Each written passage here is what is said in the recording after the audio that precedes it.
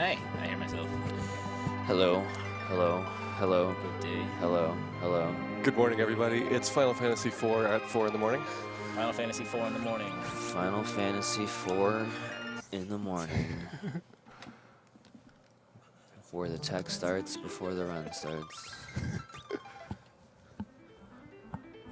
First try, baby. Not even close. I have no idea what I hit there. That was pretty super, all right.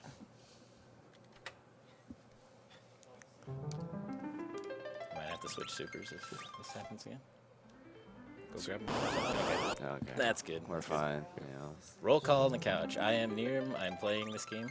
I'm Big Fong Balls. I'm reading a laptop.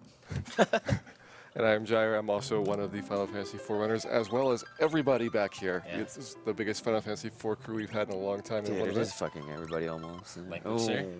I'm gonna Good luck. Good luck, I'm gonna sir. read the laptop and not say anything for a while. I'm very sorry. That's legit. So right here, I'm trying to set up a starting seed RNG manipulation before the run actually starts. It's an agreed upon method in the community.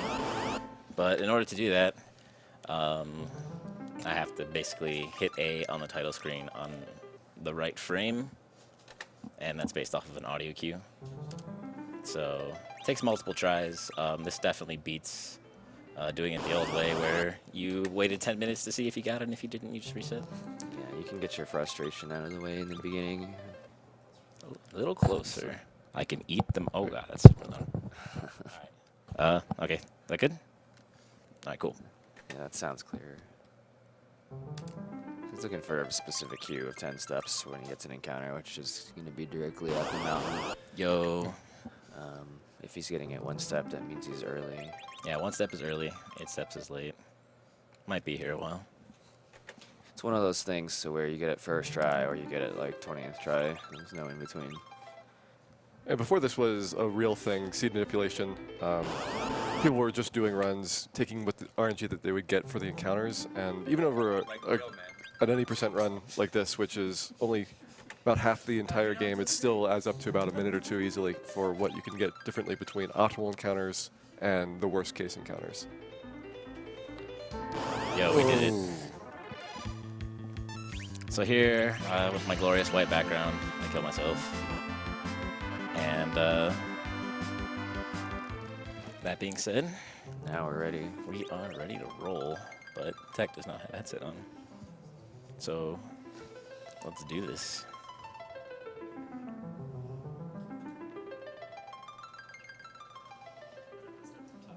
We are good when you are good.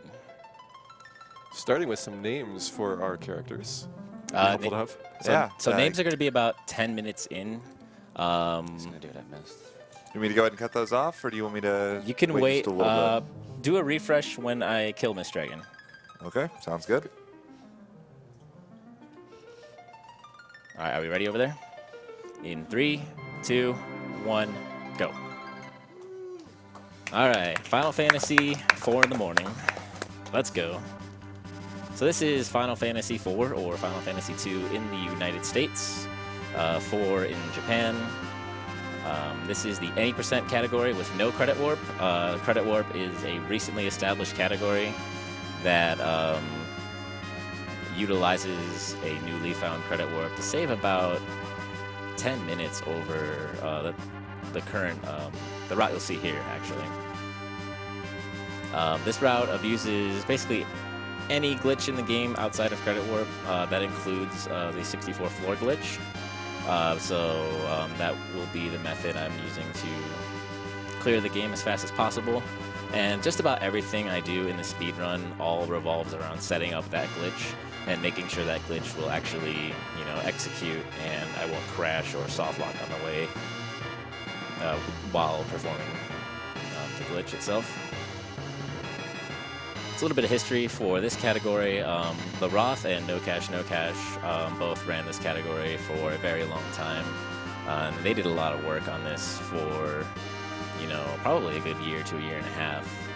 And the route at that point was a little bit unstable. It was, I would say it's at a point where you would never see it in a marathon because, you know, in order to be safe, I guess you did see it at Crystals for Life.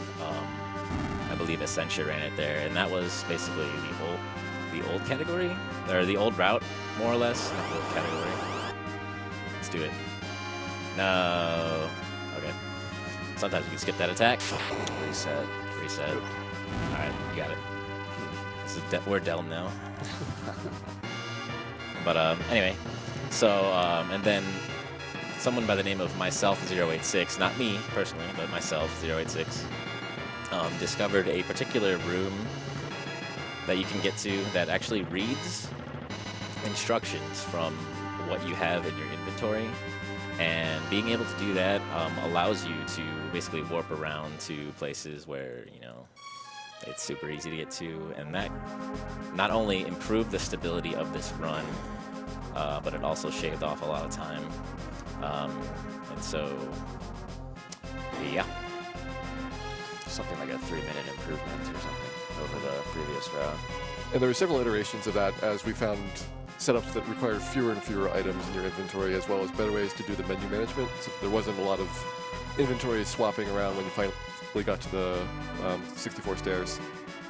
Ideally, I'll get it all done without having to have any kind of waiting. Like, so whenever you're in a battle in this game, if there's some kind of action going on, like a spell animation or some dialogue, you can go into the item menu and rearrange your items. And that doesn't waste any time because, you know, the animations have to play out anyway. The dialogue has to happen. The dialogue has a specific amount of time it's going to be on the screen. And so a lot of this run, a lot of the optimizations of this run are based off of those item movements and such that you can do in a battle while that's going on.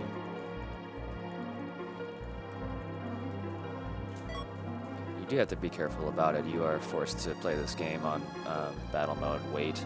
So if you just sat in the menu all day long, the game wouldn't progress, the battle wouldn't progress. So you do have to be quick about it. You really only have the amount of time that the animation or dialogue takes place to take care of it. So folks who are super good are going to be doing that. Folks that aren't quite as super good tend to have to cram that stuff at some point in time and do it a little bit slower. Yeah, battle speed in this game is actually different than Final Fantasy V and Final Fantasy VI. When battle speed is set in this game, it affects both the party and the enemies, whereas in 5 and 6, it only affects the enemies. And so if you want to go fast in this game, you have to crank the battle speed up, which speeds you up, but it also speeds up the enemies too, so it gets a little hectic at times. I picked up a tent there. That's going to be used for one of the first glitches in the run, which is going to be the mist clip glitch, which will allow me to enter mist from the right side, as opposed to the intended entry, and will give me access to a bunch of items that I wouldn't normally have access to.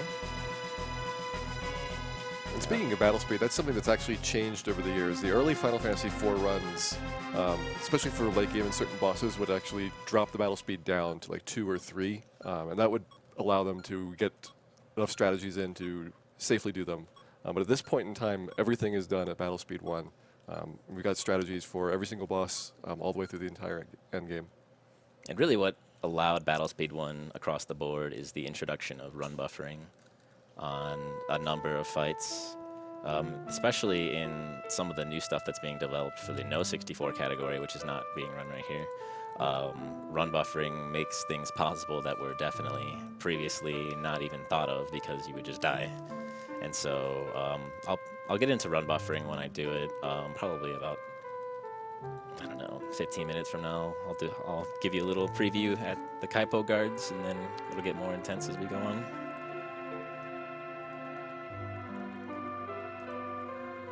We have a $50 donation from Pharmacist Judge with no comment, so thank you very much for that generous donation. Thank you Please very keep much. those coming in.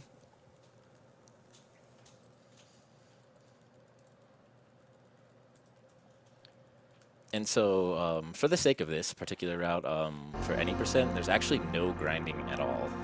All the experience I get throughout the course of the run will all be from bosses, and so I literally have to take 0 random encounters, ideally, unless I screw something up, which is a distinct possibility.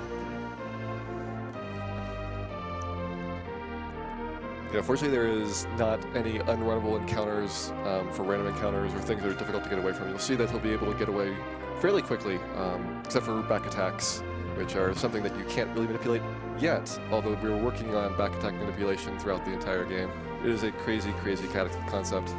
It is indeed a crazy concept. So what determines whether or not you get a normal attack, a surprise attack, a strike first, or a back attack is basically frame-based, as well as a number of different factors. It's actually a sum of a range of memory values. That's like a sum of 255 values, and like based off of what you have across the board, it like in terms of like which characters like in the party and so on and so forth. It's possible to actually manipulate it if you have frame perfect movement, switch to the right character, hold down certain buttons. And it's absolutely ridiculous, but it's being routed out by myself 086, who also found the updated route for any percent as well. So he's doing a lot of good work for the game. So shout outs to myself 086 for really pushing FF4 beyond where it was about a year to a year and a half ago. Yeah, he busted the game wide open some time ago, or else things would be pretty stale by now. So right here, I'm going to go into the menu really quickly, and I'm going to basically lower the battle speed and battle message speed to 1, and then mosey on my way. Yo, I hit my blinks. We did it. Nice. All right, so in the Chocobo Forest, I'm going to actually grab a carrot. It's going to be useful way later. And I'll grab a little friendly Chocobo right there. And Chocobo movement, although it looks random, is also something that is predictable based on a couple of factors from your step route as well as the frame count. Yeah, I do believe Chocobo movement is based off of...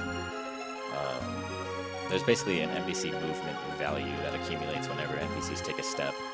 And so if you are consistent enough, you'll always get the same Chocobo movement. So here you see I'm walking through Mist Cave, and there's no monsters in here. What's going on? That's because of the manipulation I did in the very beginning of the game. What good luck. What good luck. Yeah, it's all luck. Make your own luck. So this is Mist Dragon. This is a tutorial fight where you do some stuff and then you stop fighting. Basically an introduction to the ATB gauge. Yo, the damage.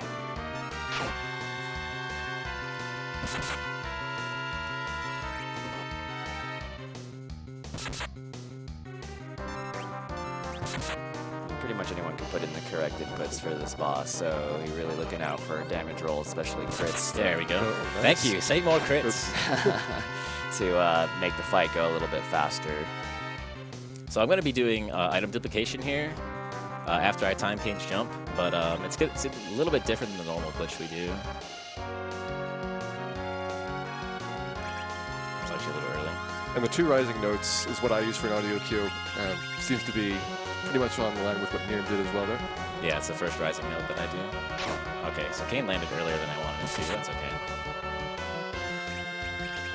So now what I did there was an item duplication glitch. With the first half of it I did with Cecil, and the second half I finished with Kane. Oh, he died. Yo, Sub 10. we did it.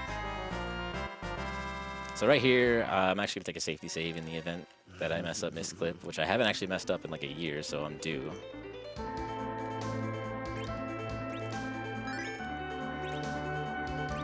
That's actually probably going to mess up what seed I would ideally want, but it will. You live and you learn. So you're watching Neerrm take a step, and he's interrupting that step halfway through by entering the menu and then stopping the game somehow, either by attempting or saving. And what he's doing is shifting the map over 1 position. Even though it looks like he's in a certain place, the game thinks he's somewhere else. And that's going to allow him to walk over and enter on from the right. And when you enter from the right, you actually enter from the right of the town, which means you can skip the trigger for the cutscene. So, Ghoul, do you have those names ready? Yep. The winning bid for Cecil was Arby's with $50. And the winning bid for Kane was Genki with $505.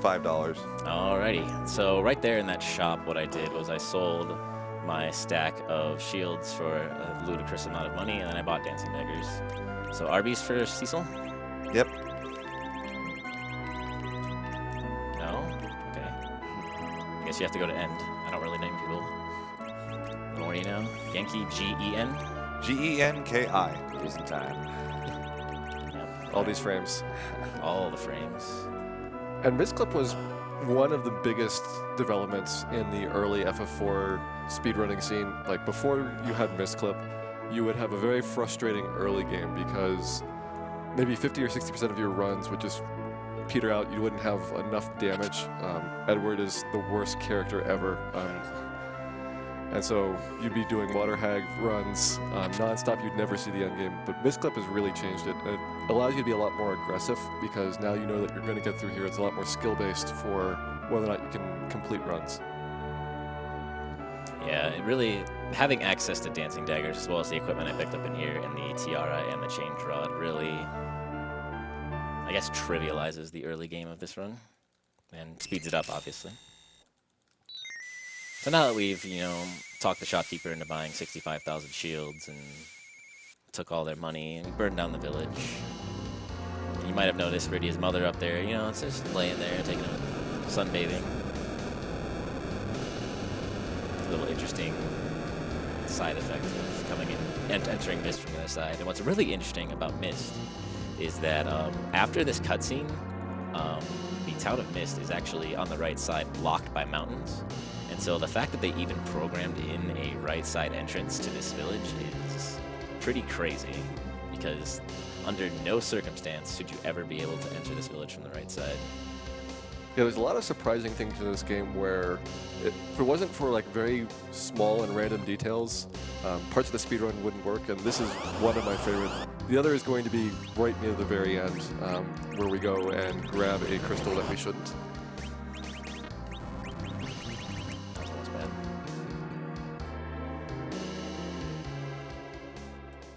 Alright, so we burned down Mist. You noticed during Titan's animations I moved some items around.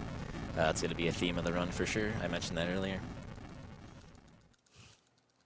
So here so whenever I reset, I'm going to land on a random seed. And with that random seed, and it's possible to basically figure out where I can take extra steps throughout the course of the run to actually basically skip encounters and basically take extra steps to skip encounters and make things go faster. But I need to figure out what seed I'm on, and by doing that, so what I'm doing is based on where I get in encounters, I can actually look up on this handy dandy laptop where I'm going to, or what seed I'm going to land on. So that was step 14, and then none until there.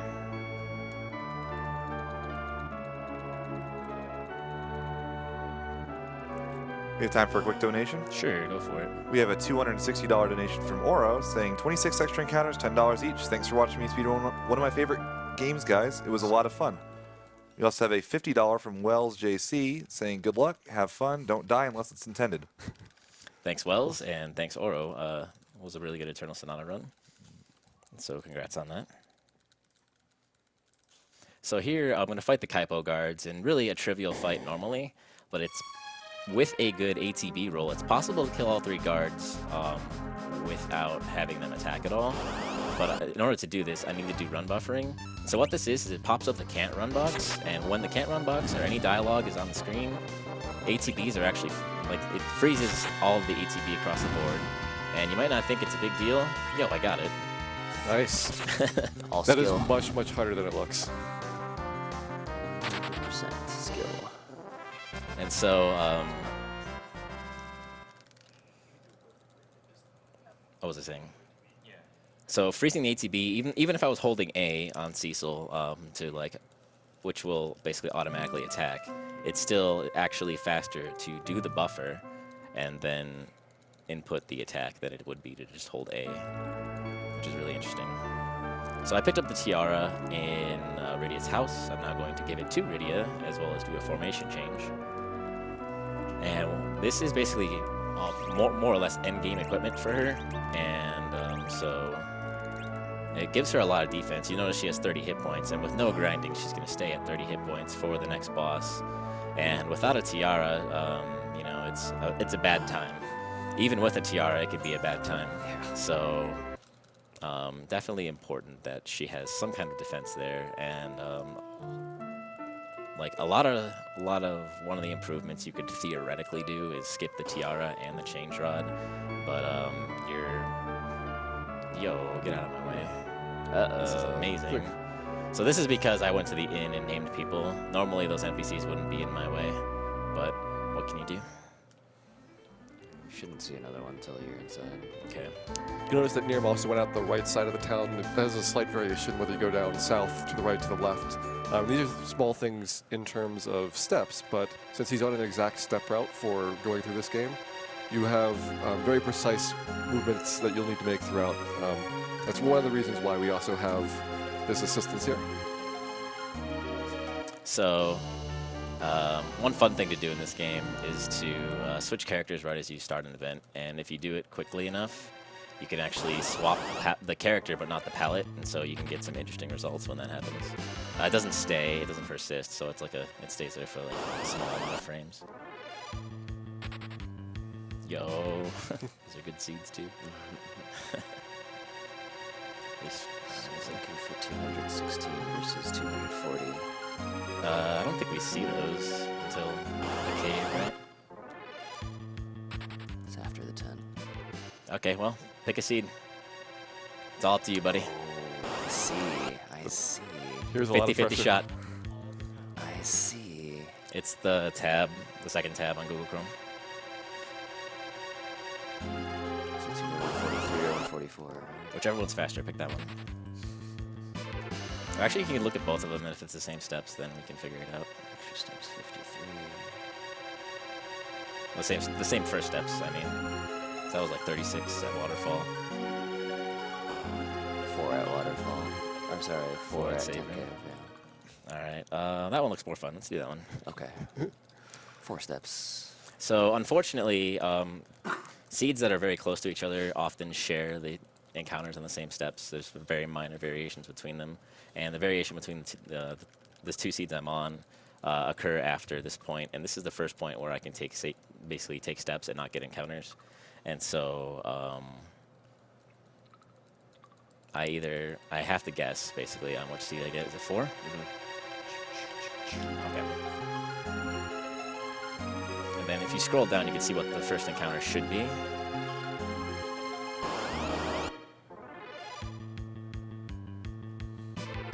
We were wrong. Okay, so I could save this, go to the other one, and then I took 4. I took 38 or 34 at Waterfall. Okay. So 50-50 shot. I guessed wrong. I didn't know big pick. That was clearly my error. And you'll notice I got a back attack right there. Nothing I can really do about that. It's just accepted time loss. 3 pikes aren't that bad. Any monster that has some kind of a spell, for example, bats, you might be familiar with the big bat term, or tiny mages, or spirits, or souls. Anything that casts a spell, I have to sit through all the spell animations, and it's really, really slow if they get a turn. So, ideally, that doesn't happen. Yeah, this is it. Yeah. I might end up an encounter ahead just because of taking the extra steps. If that happens, it'll be right before Damsian. So right there, I'm going to pick up a Darkness Sword for some damage for Cecil. It's the only piece of equipment that I'm going to pick up, at least in this cave. 34. 20 minutes, boo. 34? That's right.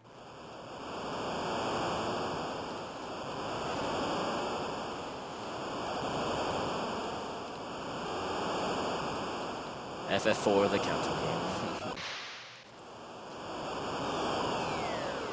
It's a little rough when you first start out on it. Dude, it's always rough. I don't know about you. But I definitely struggle with counting all the time.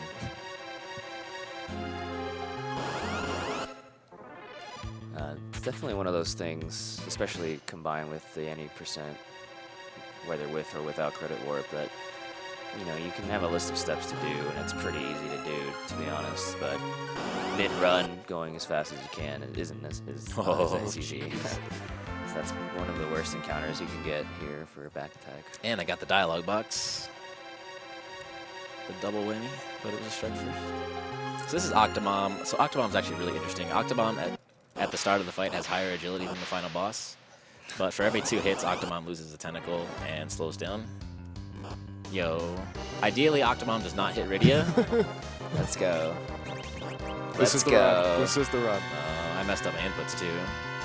So I'm not going to heal Rydia yet because it's more prudent for me to knock out more tentacles than it is to actually heal at this point.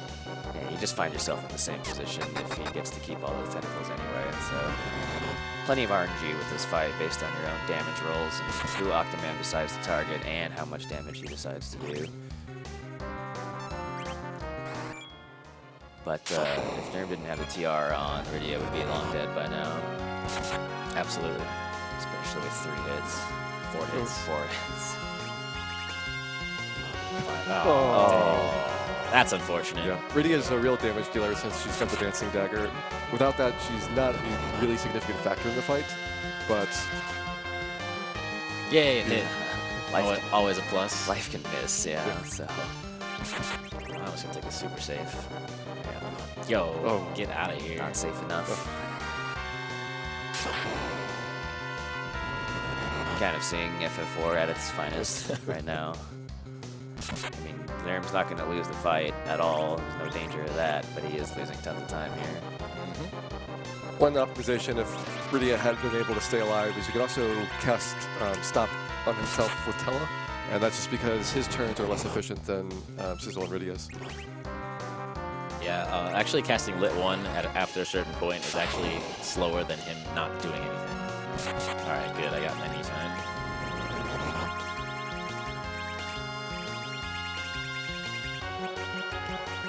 Neerrm's going to be going into inventory for 2 reasons. One, to either get items he doesn't need out of the way, and also bringing stuff that he does need up to the top, but he'll also be doing that a lot too because the 64 glitch requires him to have specific items in specific places.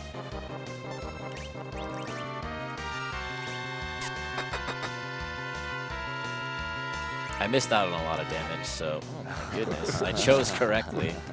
What a jerk.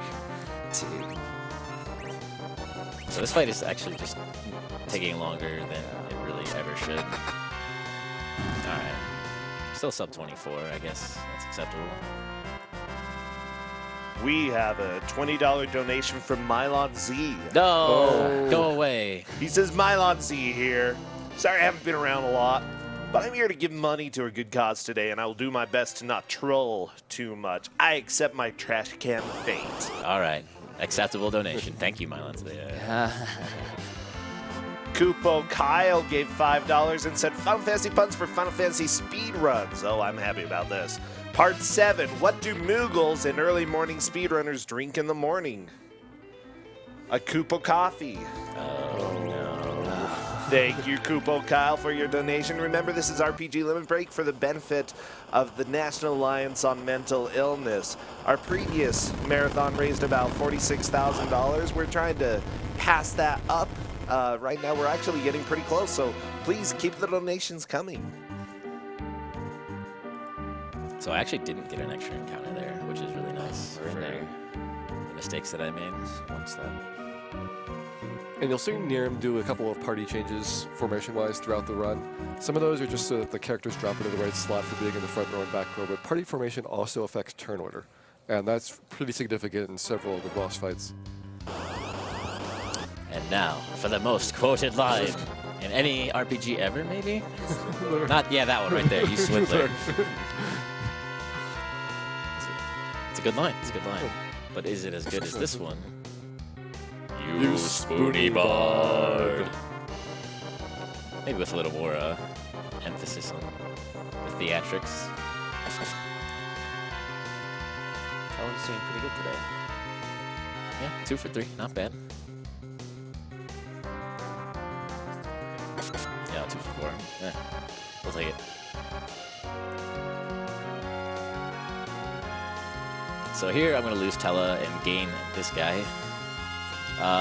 Which, in a casual playthrough, you're like, oh man, this guy's terrible. But in the speedrun, Edward is amazing. It's pretty amazing. Except when he gets hit. then he's not amazing anymor. I say Edward is still pretty terrible in the speedrun, especially when we get to a series of force battles coming up. Yeah, well, just gotta believe. Gotta believe in the flowing blonde locks and the flowing purple cape. If you just will the game to not hit Edward, it usually works out.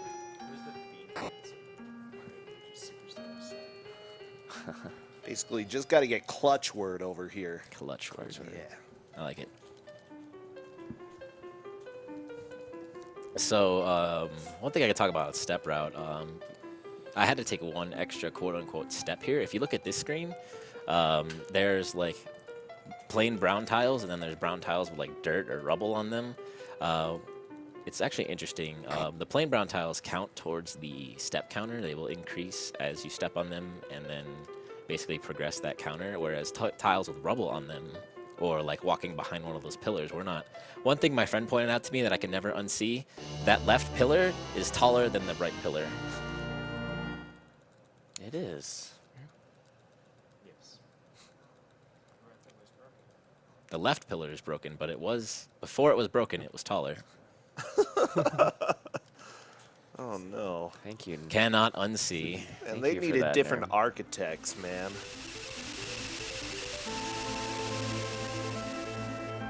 So now we have the hovercraft. This allows us to go over shallows, like these things.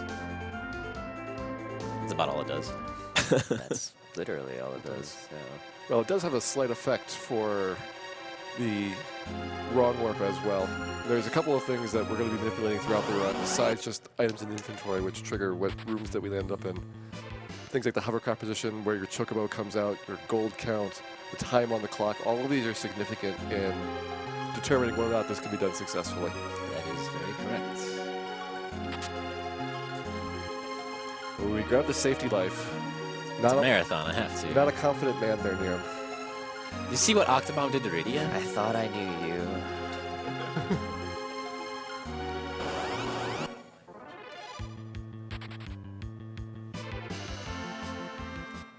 Do I have anything for Antlion save room? That's the next one, Fabul. Fabul. Okay. So coming up is Antlion, which is a boss that used to be pretty difficult before the misclip, but now he's incredibly trivial. He counterattacks all your physical attacks, so fortunately, throwing the Dancing Dagger does not count for that, which means you can do a lot of damage to him, and he doesn't trigger his really bad AI script. Check out that face.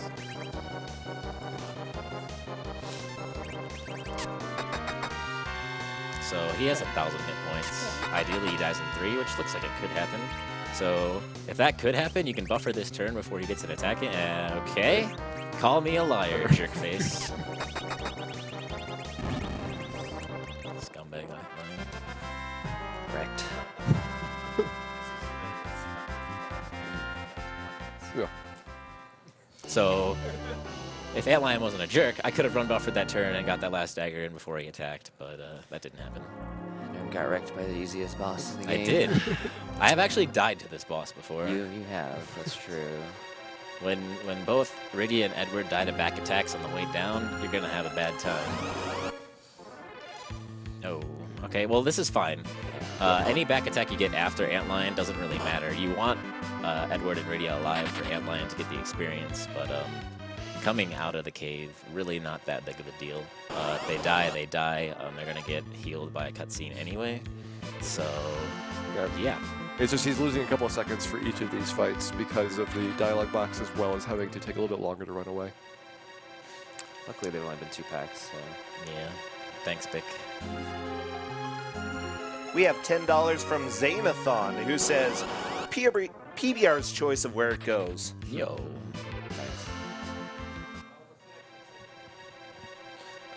Let me check it out. I believe, so for this run, I know Fight the Big Doll was met, but I do not believe the Credit Warp Showcase has been met yet. That was added relatively late, so I do believe that is still open and available, I think. Flash for the Ancient Cave. Okay, you're getting the love, Neerrm. Thanks, buddy. I appreciate the support. Well, But Flash is that's Flash an is important probably movement. more And it's important. exactly what That's Fair Zach has asked for I see, from all I of his see. fans. So you really can't deny that. Just so you know, yes, we need $250 for the Credits Warp Showcase, and we'll need that before the end of the run, so please keep that coming in. And maybe something to talk about right here is that there is a significant difference between the US and Japanese versions. So everything we're doing here is very US card specific. Japanese players mostly do the original version of the game, which has a lot more items, things that you can use in battle, as well as things like emergency exits to warp out. So for example, Antlion Cave, they will only go in, they can grab an emergency exit and teleport out, as opposed to having to walk all the way back. Yeah, so I did it. Proud of myself. Yeah. Yes. That's a hard thing to remember because you never do it. Okay. But anyway, as I was saying, the Japanese version has a whole bunch of items that you can use, such as like Bacchus wine, Berserk's people, or the slowing thing that I don't even know what it's called. Spiders, silks, Spiders, silks, and you got your hourglasses and your whatever So else. the strategies between the US version and the Japanese version are completely and totally different, just because the US version does not include a lot of those items. So when they ported this game to the US, they decided to remove a bunch of the more quote-unquote complex items, as well as compensate by changing some like boss HP values and so on and so forth. So this really ends up being an entirely different run due to those changes. And those items are actually available in the game, but they're actually dummied out. For example, the attacks that Cecil uses at the beginning when he's on the airship, like the Correct. lip bolt there, those are using items that would be normally found in the Japanese version.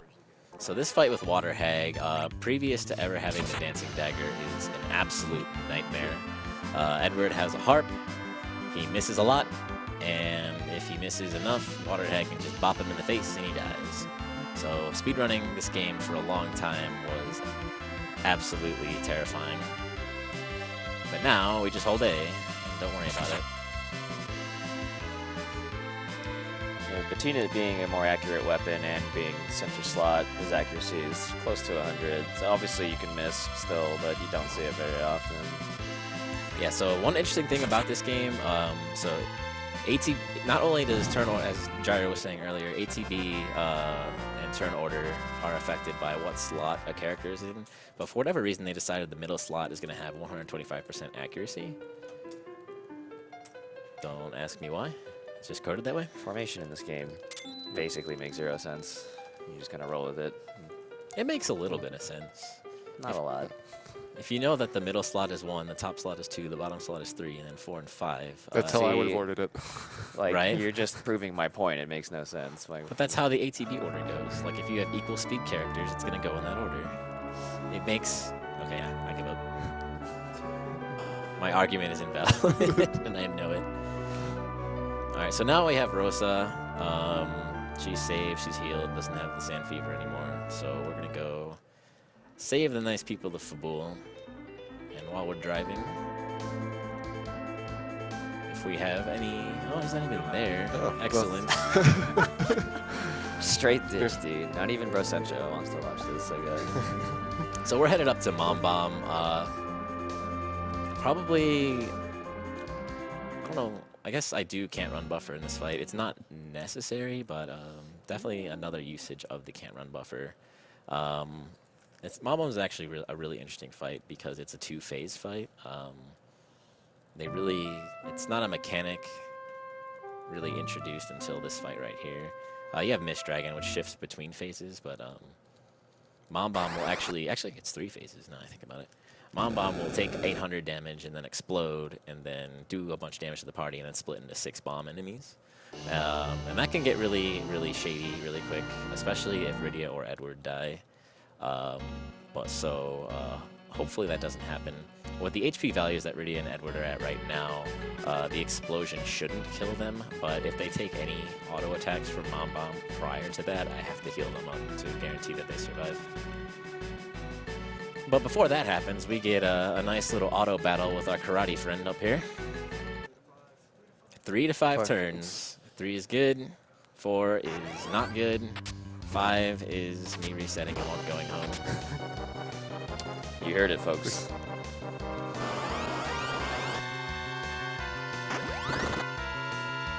Okay. It's not one I normally see, so I don't know what's going to happen. Normally name people. Okay. Nice. This is looking good. I need 24 on the top one. We did it. We did it. What an animal. Holy. 100% skill in that fight. Of course. Totally manipulated. So here I need to do 800 damage. There's 32, 43. Oh, dang. That's really unfortunate. That actually wastes a ton of time having to heal some number. That's enough. Very good.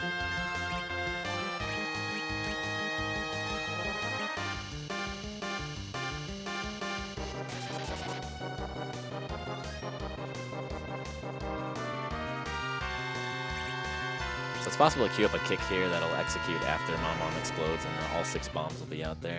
I can't actually target until that happens, so I have to wait a little bit. 35 on the top one, that's a good kick, dude. And you always get that little graphical glitch where Yang kicked everybody, but only one of the bombs flashes. I didn't even notice.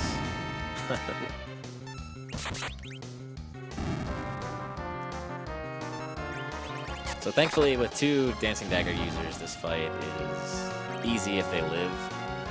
They can just, pick off the gray. The gray bombs have way more health than the orange ones. Well, not way more. I think it's 160, but like they have enough more to where you want the Dancing Daggers going toward the gray ones, and then the other characters can finish off the orange ones. So that was a relatively decent fight, all things considered. Pretty good sequence. Everything was good except for Edward getting hit, so Yeah. can't ask for much more.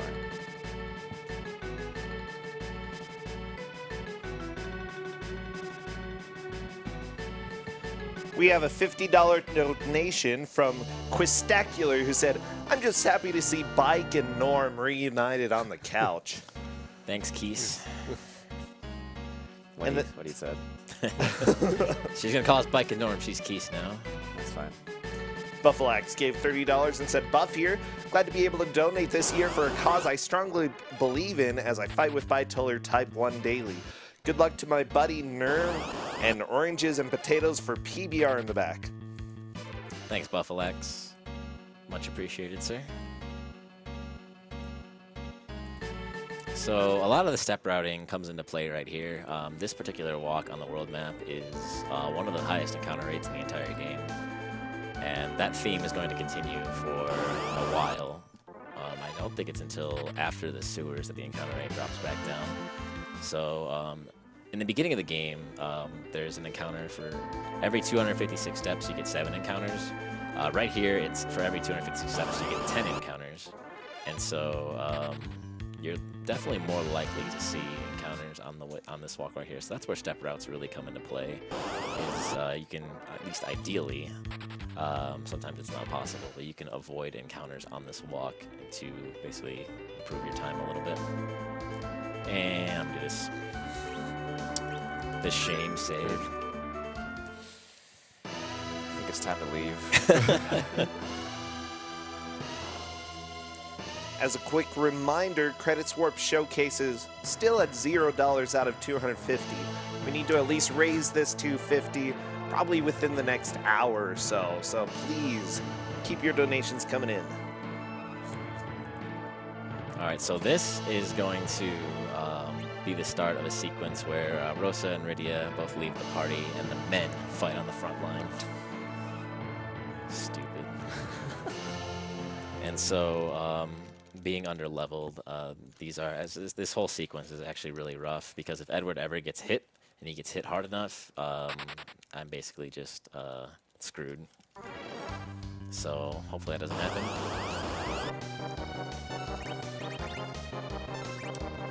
Those red buffers are basically allowing him to avoid 1 attack for each of these encounters, and that is very, very helpful. Oh, why? Edward. He's still kicking. He's still kicking. He's all right. He's fine. Now, if Edward does get hit, it's actually slightly better for him to be dead than for him to be very low HP, because if he's at low HP, he will go into hiding. He doesn't do that for boss battles, but these are not coded as boss battles, which is why you get the very slow hide show animation every single turn when he is in critical. Oh Hopefully we don't see that. We are definitely in danger of seeing that now.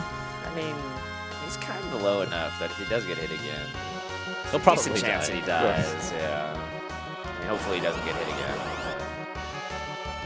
It wasn't early, holy crap. So about every practice run I did that camera buffer early. But then I messed up the Cecil attack. Cecil ideally hits the water hag here. Yo, what a boss. I mean, to be fair, Yang wouldn't have killed him either. So. You're not wrong. So useless items I'm basically tossing in the bottom of my inventory because, you know, I don't need them. I actually could probably use that life, but whatever. Everything's gonna be fine. You're good. Remind me to dupe Fire Claws in the final guard battle, please.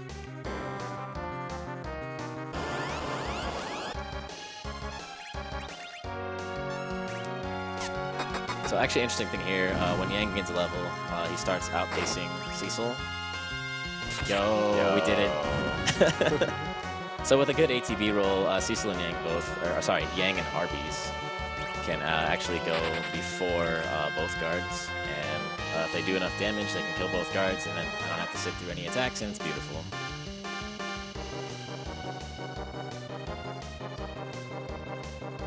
So here we have our monk friend helping us out. Oh, he's really a giant green gargoyle. What are the odds? I think you would have noticed, but no. Oh, I missed the buffer. That's glorious. It's like the easiest one in this whole sequence. You can move that rod down a little bit.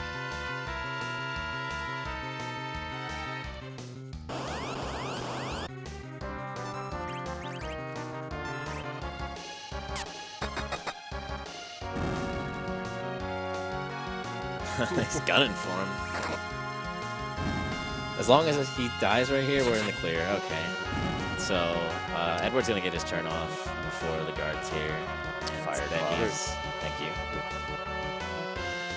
And then his job is done. He can take all the damage he wants.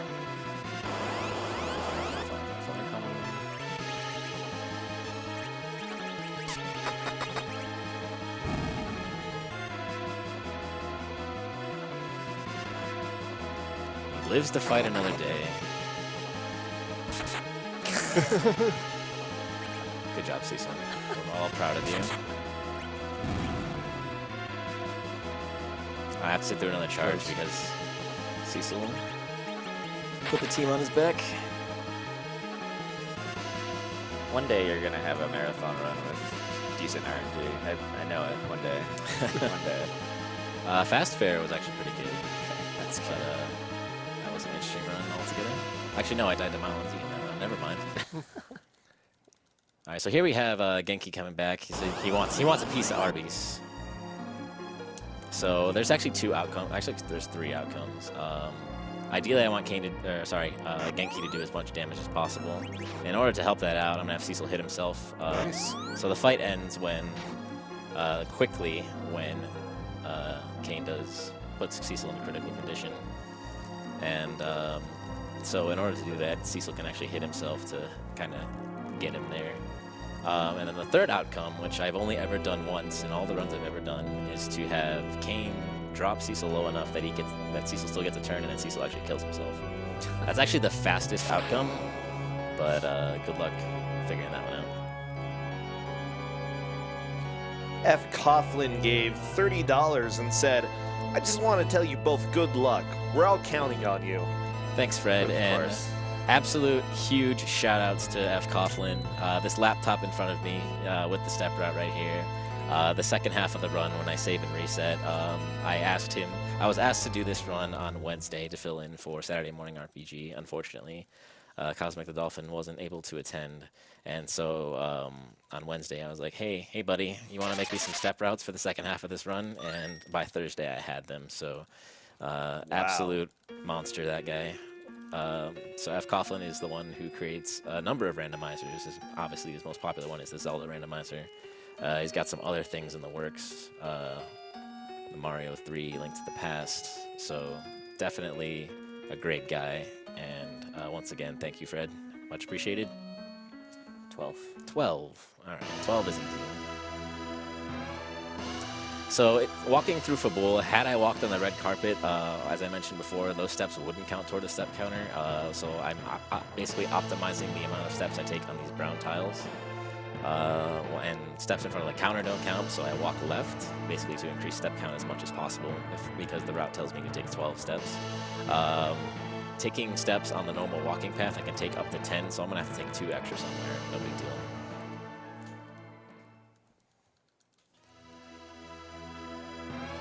So here I'm going to finish the Fire Claw dupe on Yang, as well as equip that black sword I just got. And what this is going to do is... I need that stack of Fire Claws for the final glitch that we're going to be doing. I'm going to be dropping it down to 114 Fire Claws eventually. And that is a specific stack I need to perform some of the shenanigans that I need to do.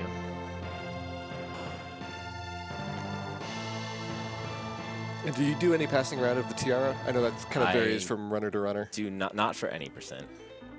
I just let it die right here. We have a couple more donations, if that's okay. Now is a perfect time for them. Michaelia gave $5. Says, hey guys, Michaelia here. I just want to say that FF4 is one of my favorite games from when I was younger. I really love it. I was going to say thank you, but I don't know now. Mike Uyama gave $10. Said, Credits Warp Showcase has $0. That's no bueno. Keep on supporting the good cause. Thanks. Man, thank you, Mike. And Phalix has $15 and says, Neerrm, by some miracle of science, I actually woke up for this. I was going to say, how is he awake? I don't see it in the donation list, so I can only assume you're fighting the big doll. You better be. So do Credits Warp 2, please. And yes, Big Doll was in the list, and yes, it has been met. So we're seeing the Big Doll. Yep. Thank you, Alex. Much appreciated, sir. I have no idea how you're functioning right now, but shout-outs.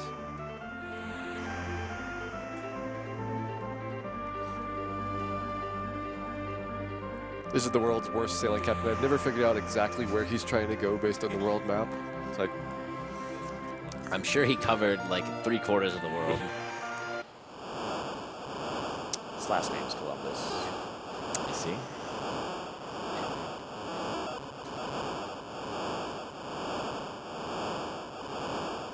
Definitely taking the scenic route. The scenic route includes, giant sea monsters, named Leviathan. No H in there. So shout-outs to translations. Fun fact about translations in this game. So you might be familiar with Ted Woolsey, who did the English translations of Final Fantasy 6/3 and also Chrono Trigger. He was hired. When they hired him, they basically gave him the script of this game and were like, don't let this happen again.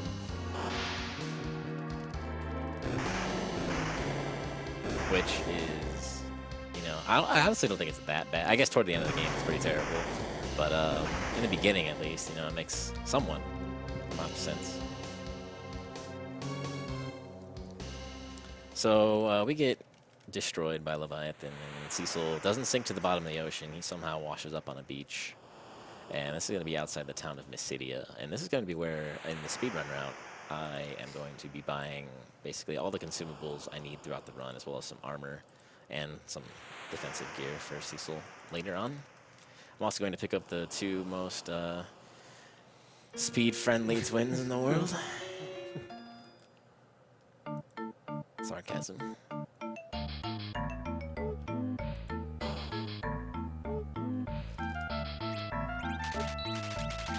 Okay, I went slow to make sure I didn't buy extra.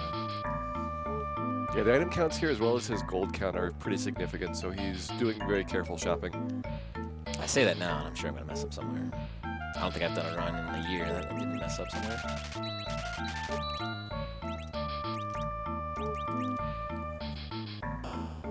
And that was selling the fire calls from 254 down to 114. You can't really read it on the screen because it's got funny unprintable characters, but trust us, he's got more than 99 in that slot. That was actually worse mashing than I normally do. Sadness. So it's kind of a, like if you mash too fast in this game, you actually kind of lose time. There's kind of a cadence to the amount that you should mash.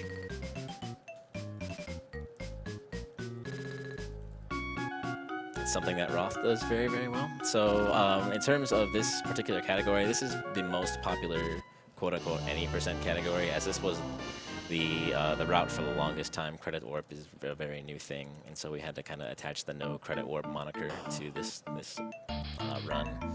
And the Roth is the current record holder, Australian fella. He's got a low 157, and then the next closest person is Fred Coughlin, who has a 159.21, I believe, and then I have a 159.40 something.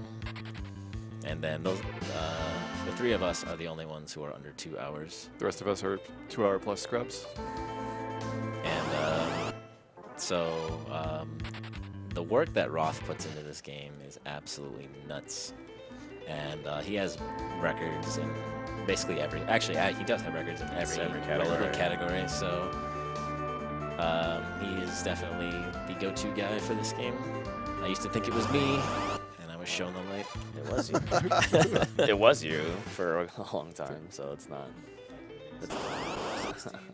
Yeah. Neerrm 316. Let's not take things I too hated far. that. I know you did. Absolutely. That's why I kept saying it. I see.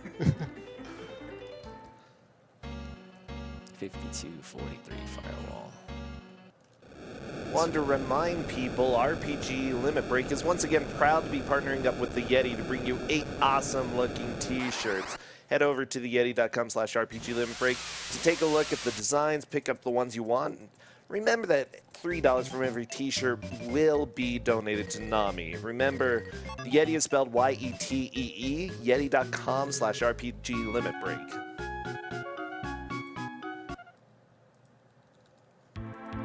Okay, so what I'm looking at on my screen here is I want to see how many encounters I'm going to get on the way up. In the event that these are all normal encounters, I actually need Porum to take damage at some point.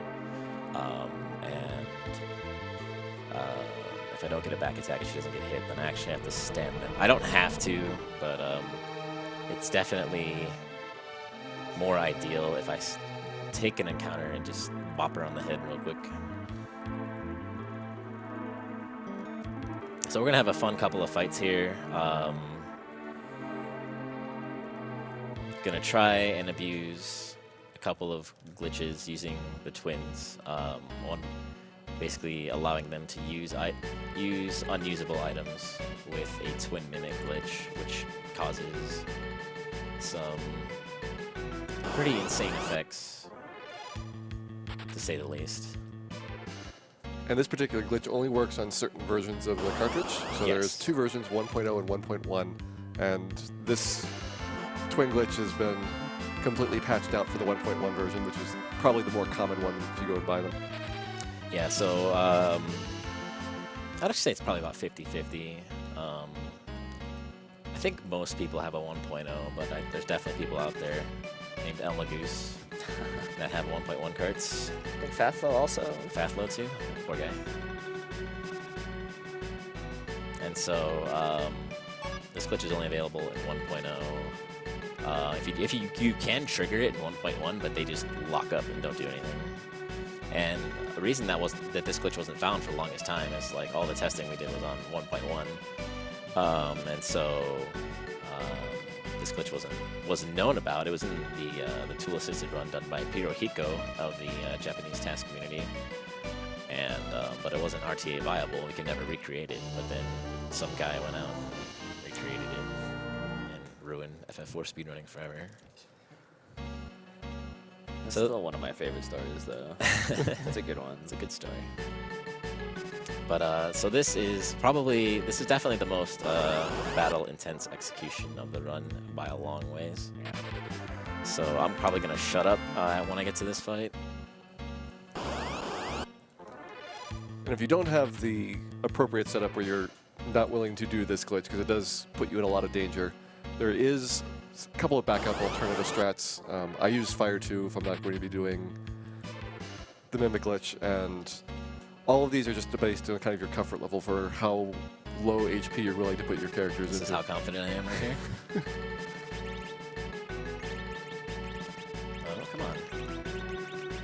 down button is like sticky.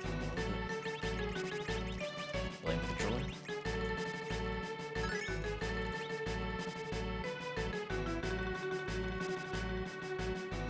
Alright, this is it. Alright, I missed the palette swap. That's not a Missed good all sign. of them, huh?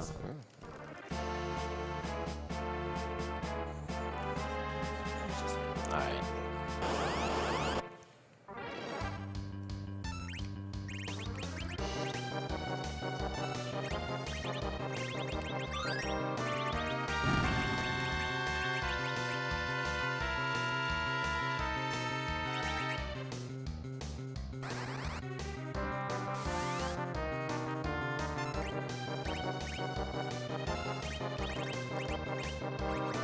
So he's throwing Cure 2s to get rid of the gas, which is the fastest way of clearing out Milon's children here, so they don't do a lot of really annoying attacks. Don't kill Porum. Alright. Okay, your turn. Thank you. This is a parry. What am I doing?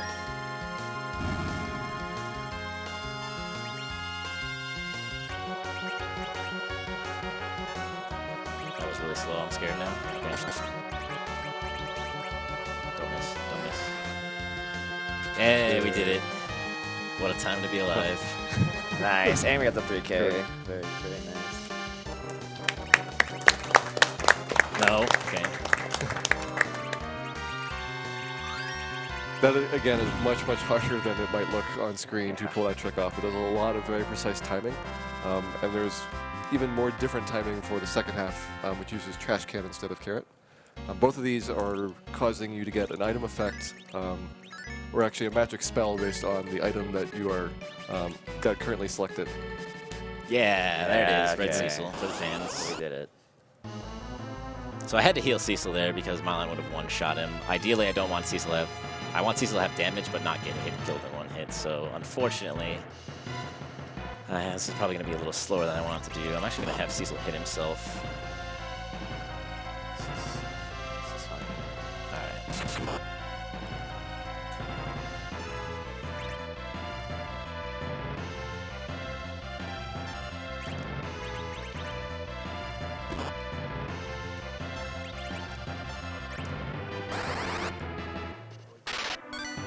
And the fun begins. So I need Cecil to kill, or Milon to kill Cecil. That's a really good start. That's okay. That's less okay. Oh my goodness, what a time to be alive. Hey. What a free trick, dude. It's been so many runs since I've actually had that go off relatively decently. It's a very frustrating fight because you're just waiting for Milon to kill off Cecil. And if he goes after the other characters, you have to bring them back, restart the trick halfway through so that you're repositioned to have the trash can go off. Man, I'm excited now. That was awesome. Yeah, well done. We have an $11.01 donation from Rovlin who says, got to get SFTYQN back in the lead. That's for naming Terra in FF6. So thank you for your donation. And again, we still need more donations in order to see the Credits Warp Showcase. We're sitting at $55 out of $250, so we can reasonably get that pretty quickly. Please keep them coming. So story-wise right here, Cecil has to overcome his inner darkness, which we do through violence. Yes. Violence is always the answer. And this is something that you couldn't do if you didn't have that dancing daggers that we got earlier in this. Technically, you can. Just takes longer.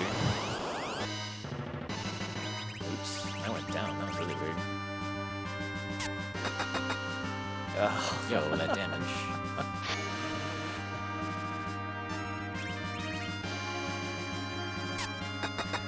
Yo. The Dark Knight Cecil here has 1,000 hit points, and again, since triggering Dancing Dagger as an item is a magic attack, it doesn't proc any of his counters.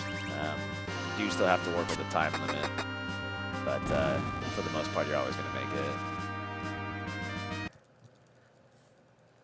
And you can just kill him instead of having to sit through his spiel about justice and stuff like that. You don't need to know about that. So it's whatever.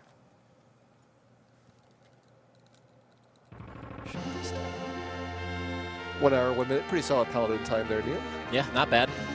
Considering it was like a 45 Fabul almost. Yeah. I'll take it. And Paladin is a category that's a good way to get into speedrunning this game. It's relatively easy to learn the route up to this point. You don't have to do all of the tricks with Milon Z if you don't want to, and you can still get a pretty respectable time on it. We had races earlier, I guess last year, which was going through Paladin.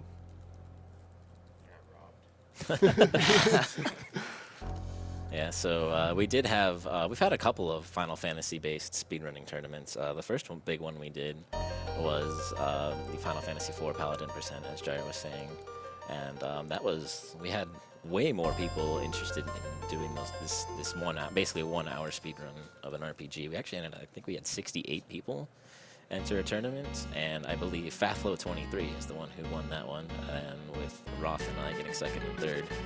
And then we also did a Final Fantasy VI Kefka at Narsh speedrunning tournament. Yo, this is a great back attack. Could be worse. You're right. You're right. It could be worse. It's not the Feral Pigman special. No, it is not. And anyway, we had a Final Fantasy VI tournament up to Kefka at Narsh. It was about an hour and a half, and we actually had 80 people enter that tournament. And Lean 1 is actually the one who won that one, who was actually somebody who had not speedrun FF6 prior to entering that tournament. So it's really great to always have people enter and get interested in speedrunning a game that like maybe they're not interested in. And the reason we do those tournaments is to kind of get more people involved in speedrunning a particular game. So I'm sure we're going to have more in the future. There's been hints of Mystic Quest tournament coming. Oh, baby. The best race Final Fantasy ever made. So if you're ever interested in speedrunning, that's a really great way to get started. And like there's a lot of community when it comes to the tournaments. Like a lot of people are interested in learning and willing to share what they've learned. And so it's a really good opportunity if you're ever interested in getting started in speedrunning. At least SNES RPGs of the Final Fantasy variety.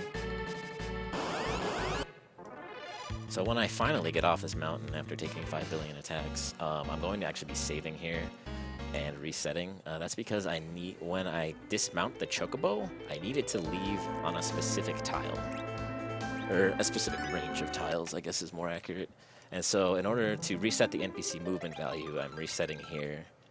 And then I'm entering this Chocobo Forest. I'm waiting for this guy to go up, and I got him.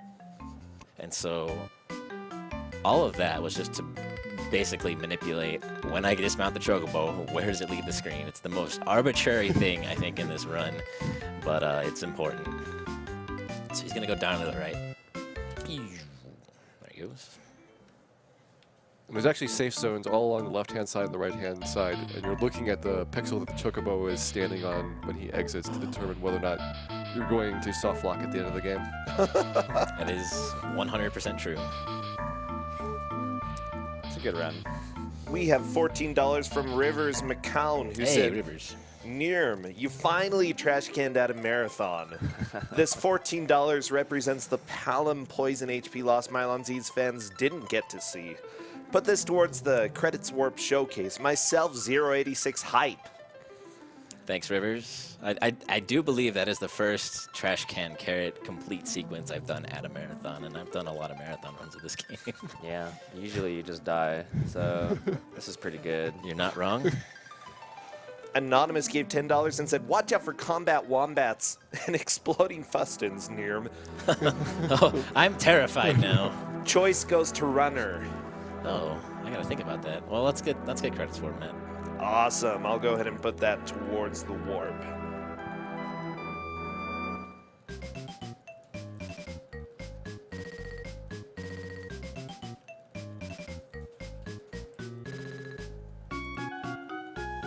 Shoutouts to all of the FF4 crew waking up at 4 in the morning to watch this run. These guys are awesome.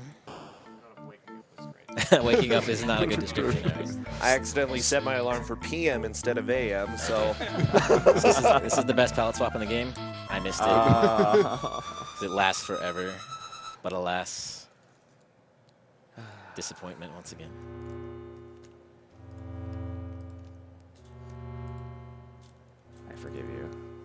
I don't. Oh, well, 1 out of 2 ain't bad. So here we're entering Baron. It's a town full of glory and karate men. I don't really know what I'm saying. It's 5 in the morning. It's a little late, yes. So NPCs can kind of get in your way here as you can. Oh, the jukes! Oh! See, Dang, that was. You don't even get to walk Next through level. her. Maybe she might be. We'll see.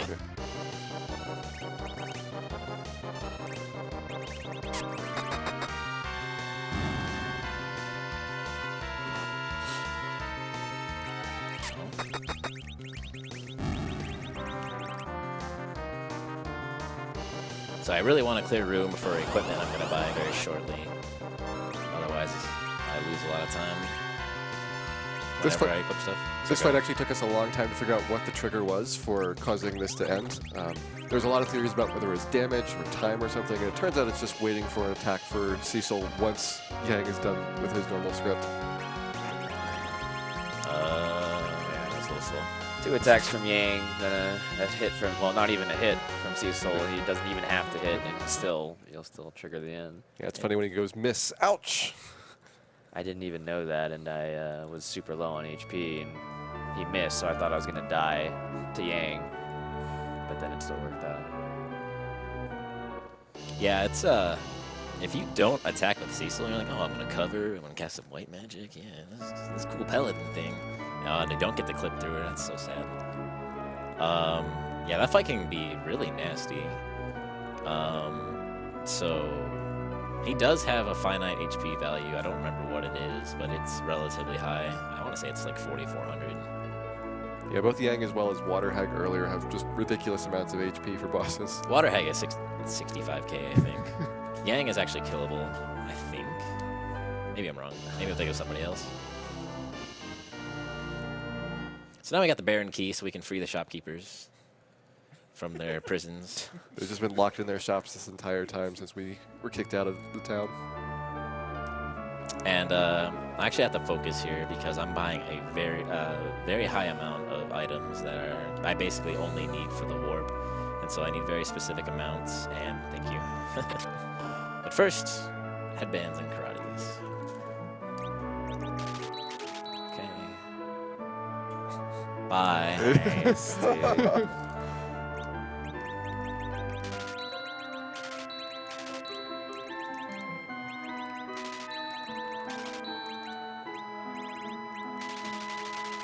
Okay, I took that a little slower than I normally do, but better safe than sorry. And there's all kinds of combinations of items that you can see throughout here. So Neerrm's doing the Cure Staff route, but you can do pretty much any combination. You just have to figure out where to place them in your inventory as well as what squares you're going to land on when you do the warps. You can lead the search with a colon, it'll be easier. Yeah, I got that stuff. Is that 57? 57.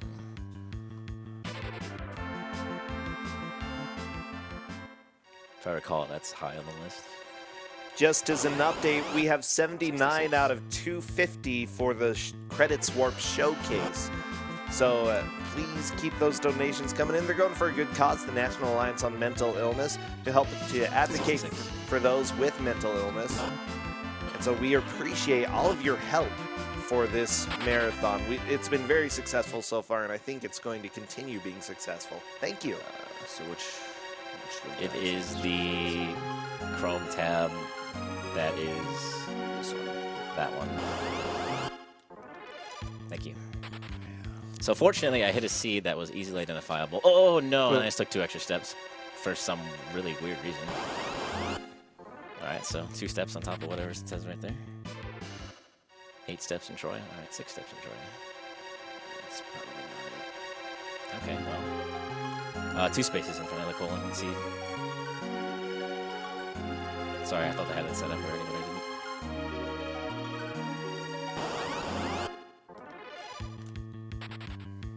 I believe, Vic. You can do it, buddy. Dude, what is with this scrolling, man? I don't know. Okay. Man, the laptop is harder than the run right now. It is. So this cave, the sewers, there are a lot of really nasty back attacks that take a ton of time, and I'm pretty much showing you a lot of them. All except for, knock on wood, Aqua Worm, which casts Wave. Okay, so you took 2 extra steps? Yeah. You were supposed to take 1. 1 at Baron and 3 at Troya. So 2 at Troya. Okay. Simple enough. We did it. We did it. Alright, so we are back in the Castle of Baron. Going to be utilizing a glitch here to give Baigen a run for his money, to say the least.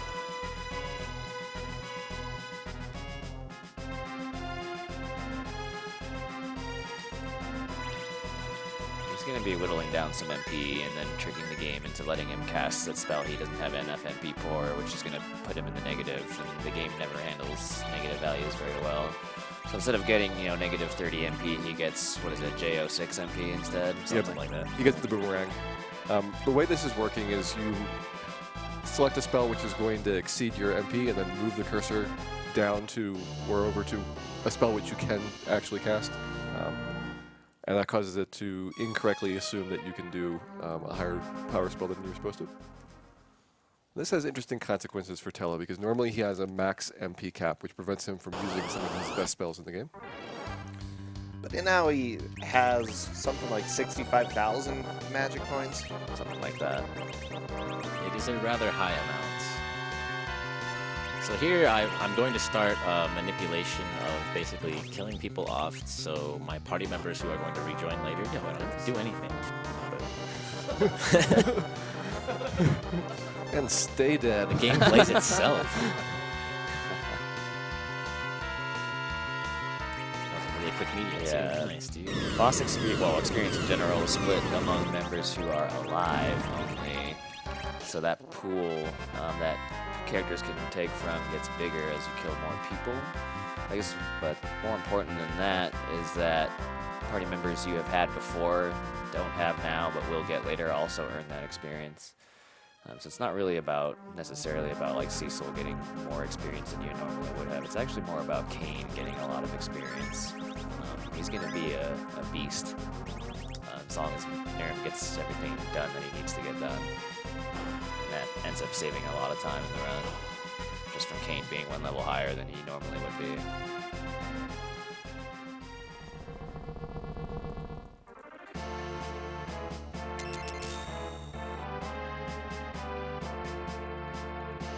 So here I am basically at the will of FF4.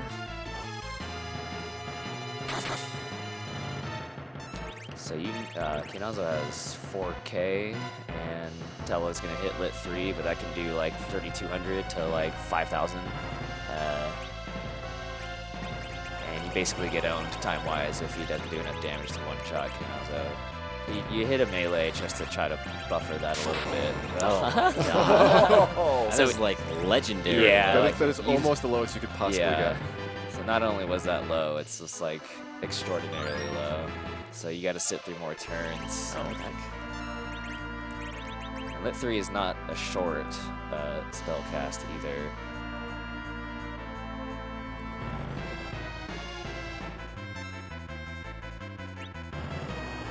Luckily, wave damage is based upon Kinazo's HP pool, so there was no danger of death there. He's almost dead anyway. So 4,600 would have been nice the first time. Such is life. But sometimes you just have to get at 115 Kinazo. What it is. We have quite a few donations coming in. By all means, this cutscene is super long. Cutscene City, yeah. Perfect. We have $10 from Anonymous, who says, thanks. Well, you're welcome. Oni Elam gave $100 and said, Nami is a charity that is very dear to me, and I'm glad the partnerships between the speedrunning community, Twitch, and the Yeti continues to benefit charities and humanitarian organizations.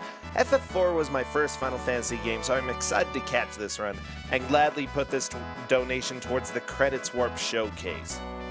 Bat Leon gave $15 and said, always a treat to see Neerrm run my favorite game of all time. That carrot trash can, though. Gotta donate for Credit Warp to support the FF4 crew. We have $10 from Terry Burns 85, who says, Great effort, folks. This has been a pleasure to watch all week. And $30 from Buffalax, who says, when is Pink Tail % rowdy?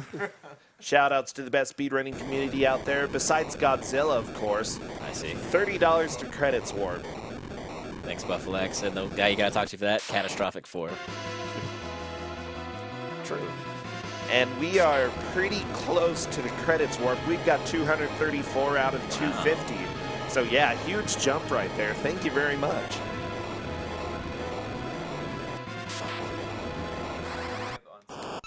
So here's probably the most useful thing the twins ever do in a speedrun. I don't know. They threw some vegetables and some trash at some bosses. Seems pretty useful to me. Yeah, you won't be disappointed with the Credit Warp, as like fascinating and hilarious and whatnot and surprising as this route is. Credit Warps is that much cooler, you know, than this is already exciting. You know, it's pretty unreal what's been figured out for this game.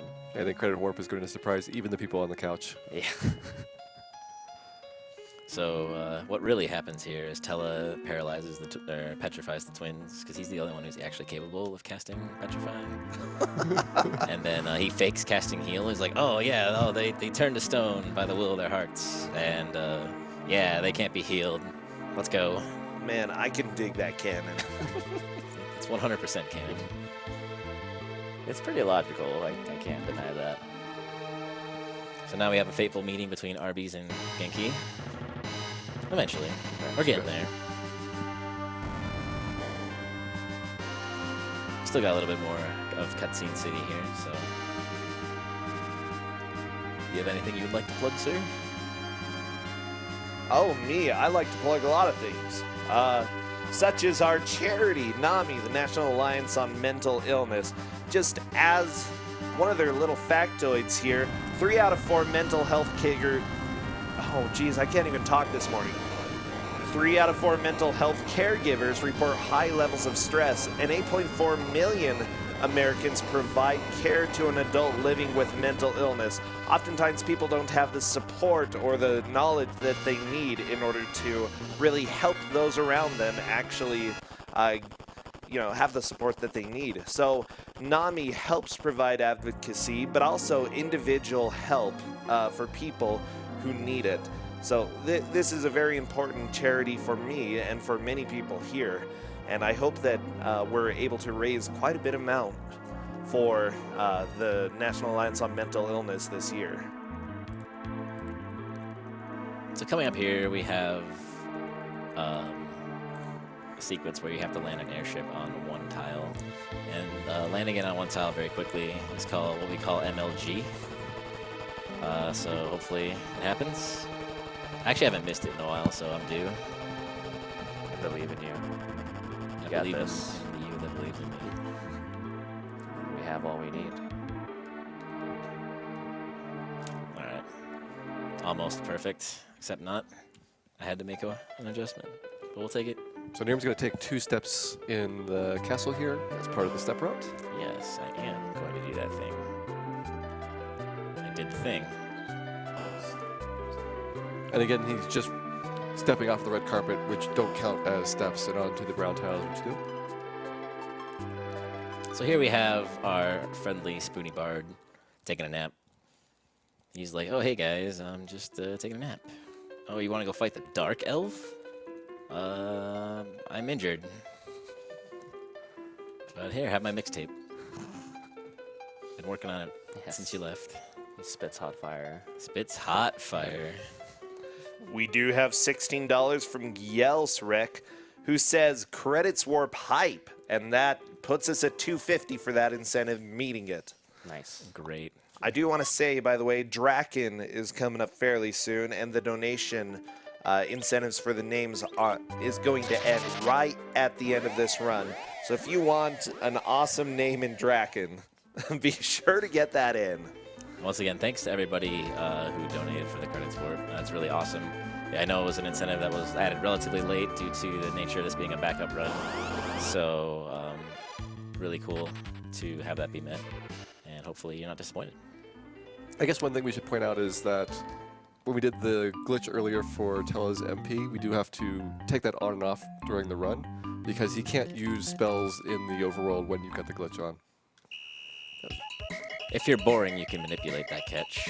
I'm not boring. Ouch. Ouch, dude. That was probably a palette swap, but Yang and Sid have the same palette, so rip that.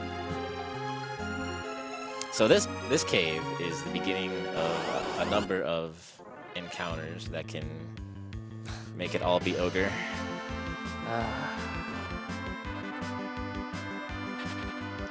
And so there's really two sets of bat encounters I can get. There's bats, which all cast vampire, which is, if you remember the Milon gas with their drain, it's basically drain again.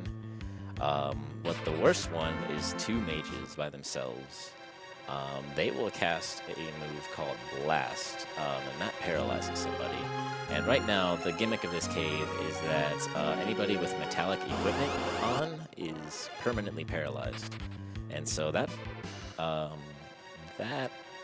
be very bad when Sid is the only one actually capable of acting.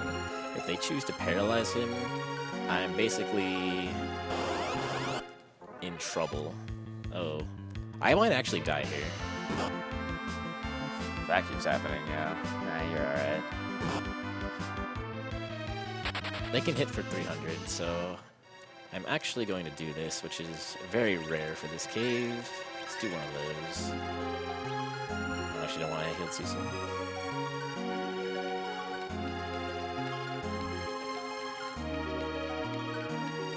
Okay. These save rooms are really great for doing the step manipulation because they don't have encounters on them. And I think the save rooms were added relatively late once we started doing the manipulation. So yeah. Myself, 086 was the first one to kind of do step routes, and then somebody by the name of Exoden, Aexoden, took it a step further and kind of, added in more and more to the routes, as well as it made all of the step routes very easily accessible and explained very well on his website. So it's really a great resource for step routing, and he's done a very great job with all that. So shout out to Exoden. No bats, man. No bats. Sorry for your loss. Not at all. So here we equip the Iron Glove and do some stuff. Some rearranging. Yeah. Some failing of menus. And so now everybody has metallic equipment on. We talked to Dark Elf. We're ready to beat him up. And Good run. 15 at Troya. Okay, I got it. That's it. So it's actually 16. But it's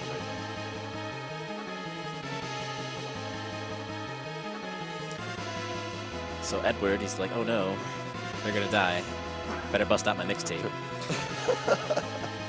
you can tell this is a very classic castle because it's got a harp nook.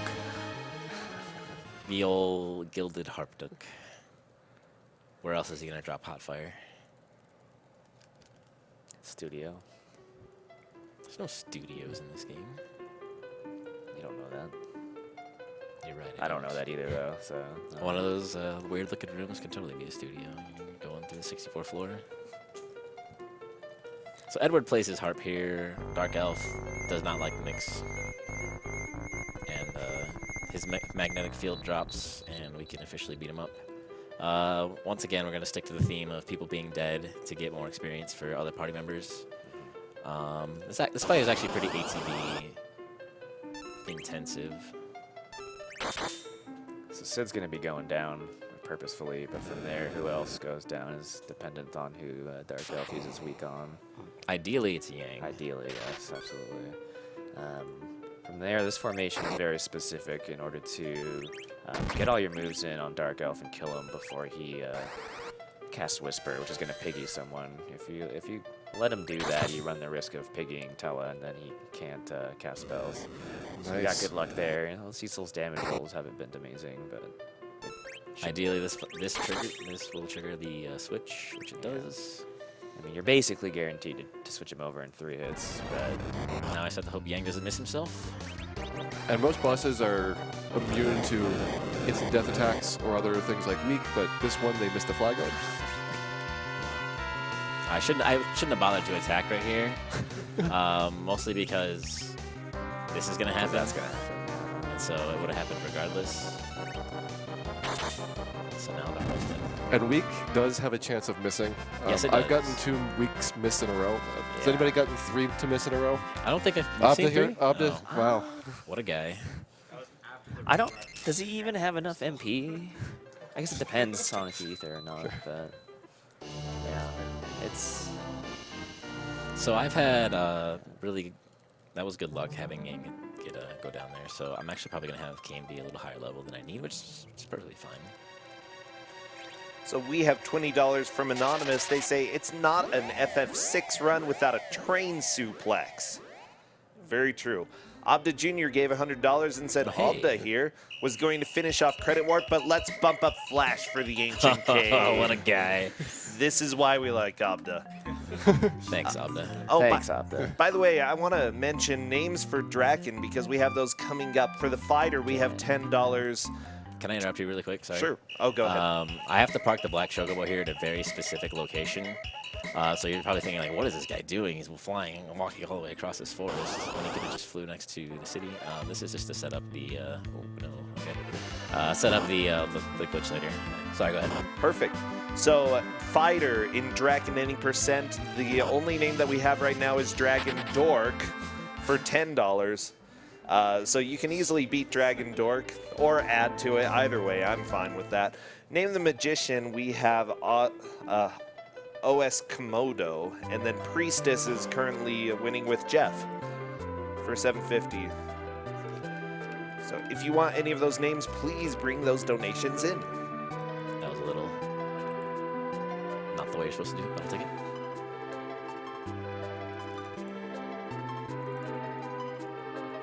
All right, so now my step route's actually done.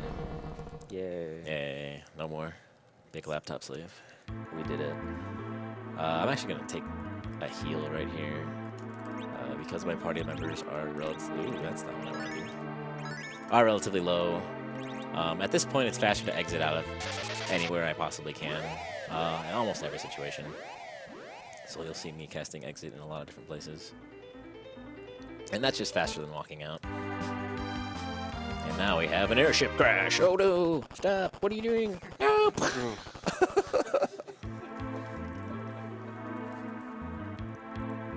Genki, learn to fly your airship.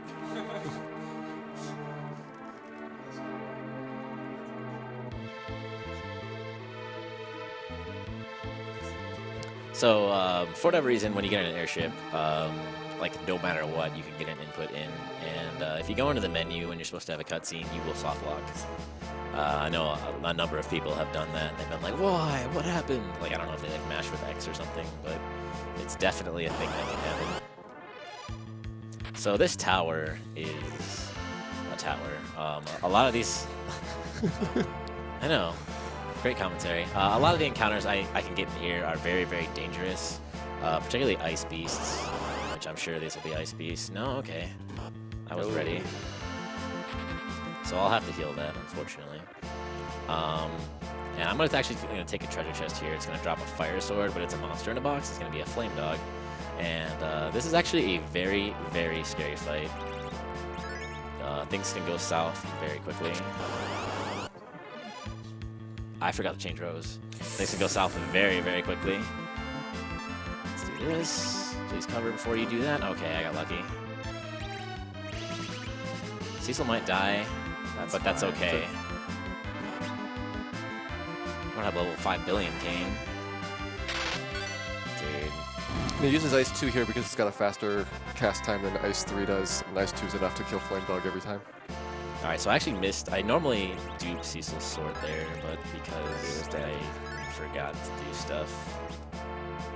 Remind me to do Tella's MP. I'm banking on the fact that I'll have to heal anyway, but in the event that I don't, please remind me. I can't wait to see your record tonight with your level 35 Kane. Should be pretty sweet. This is probably, we're a good 4, maybe 3 minutes behind I know. TV, but anything can happen.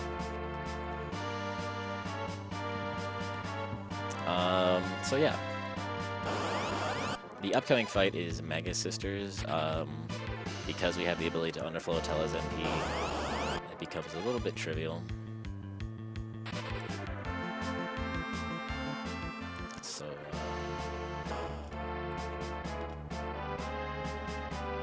they can troll a little bit if they choose to hit Tella with one of their Delta attacks, then I have to heal him, and that takes away some inventory moving time. That's actually super important that I get. Just because there's so much dialogue in this fight, it's a great opportunity to begin setting up all the items and the locations that I need to set them up in. And ideally, Cecil's going to take a hit from the Delta attack, and then I can just kind of keep doing my thing. Yo. Oh, baby. No slime like the present.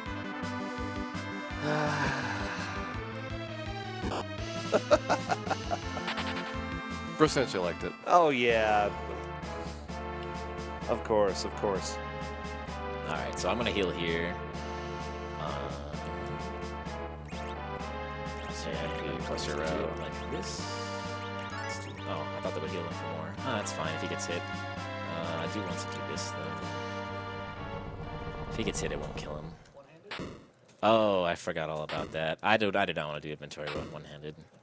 If there wasn't inventory stuff, sure, but sorry, Magus, not happening. And you're also going to set up the dupe here? Oh, yes, thank you for reminding me. I normally do that in Flame Dog. Oh, I didn't get his turn. Come on. No. Okay. If he goes at full health, I might have been able to get away with not healing him. Am I really not going to get his turn for anything? Damn. This is really unfortunate. I'm going to lose a lot of time later on. Maybe it'll pop up right at the end. Yeah, but...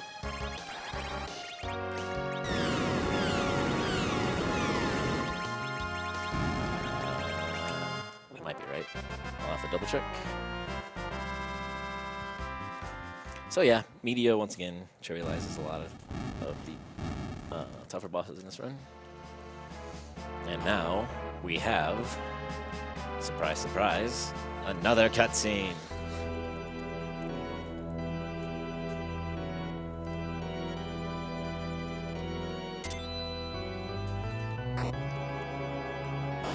So in a typical 90% run, if you're ahead or behind, this is a great fight. You can pause in battles during animations, much like you can do item moving. And what this does is it'll actually stop the in-game timer from progressing. And, you know, the battle will keep going for as long as, like, the script is set up to go. I have to unpause at certain points to continue the script, but I can keep the game paused. And the in-game timer won't be moving, but obviously the game is progressing. And what that does is that allows me to manipulate what the in-game timer is. I'm shooting for an ideal value for the glitch I'm doing later, and because I'm so far behind, I really actually have no idea what it's gonna look like. But so Yeah, when we get to the end, there's basically alternating sequences of time where you've got about 128 seconds where most of the time values are good, and 128 seconds where most of the time values are bad. And if it's a bad time value, we'll have an interesting effect, but hopefully we'll get a good look. yeah, we will find out. Fortunately, I'm able to save. And another fun thing you can do with pausing is this. And now it's all quiet. Man, that's such a practical solution to a problem that I never figured out. Just pausing. Anyway, Tella's been casting Meteor so much, he's finally tired out by it. I mean, the thing is pausing is not something you can do willy-nilly. It can be just as harmful as it is beneficial. Absolutely. So you really have to get a feel of typically what kind of game times you get, given your average paces, and work from there. So since Neerrm hasn't been doing extra stuff, plus bad luck and all that, who knows what that pausing just did. Yeah, I paused basically to show that you can pause. Yeah. Essentially. So the party formation I took in the Dark Elf is actually the formation I'm going to use for Valvalis, already set up. That's one of the boons to have. Not only does that formation skip Whisper, but which is the piggy thingy, but it also is the setup I want for Valvalis, so it's like a win-win situation. And for people that haven't seen this fight before, it is really well put together because you're supposed to have to do some scripted actions when Valvalis is spinning to have Kayn do a jump to break her out of it. And if everything goes well, you'll see it perfectly lined up for all the timing. That's a big if. Yeah. Assuming Kayn isn't like level 28 and has too much agility. I'm actually more concerned about Rosa. If she's high enough, she can actually skip Cecil's order, and that can cause all kinds of problems too.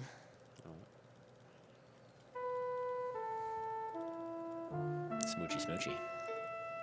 It's definitely another fight where the script, knowing the script isn't necessarily good enough, you have to get in your inputs correctly and really, really fast to keep it lined up. And then, of course, you might have other factors like different experience levels that might screw things up anyway. Another fun thing that they changed from Japanese to English is that giant crushing bowling ball is actually a guillotine in the Japanese version, but apparently being crushed by a bowling ball is more tame than being decapitated. Fun times. So I have a number of equipping things I need to do. I also need to heal and hope for the best, basically.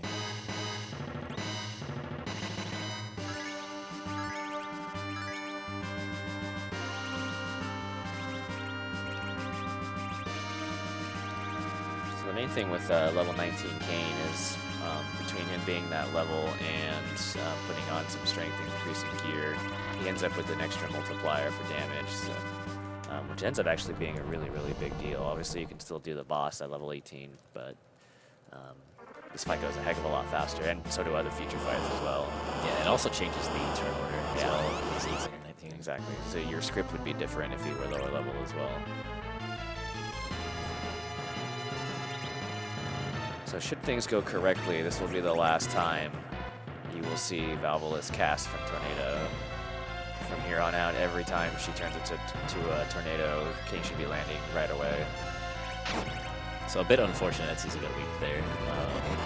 Ideally, I want him covering for everybody, but having him weak is bad. Yeah, it's a little rough because he should be tanking for everybody in critical, and if his health's a little low, then either you run the risk of dying or you have to take a turn to heal him. And then we'll see some RNG here. Kayn, again, is going to be our primary damage dealer, so that was a really, really, really crappy damage roll because he can do like 1,300 and thereabouts instead. And if your damage rolls are good enough, you can end up skipping her last Tornado transition, which may or may not be possible. Ooh, I missed a turn. Good job, me. So I'm gonna get weak raid here.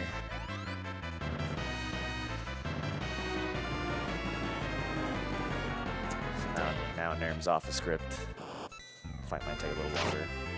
800 in Tornado form, on the other hand, is really freaking good, so... That's amazing.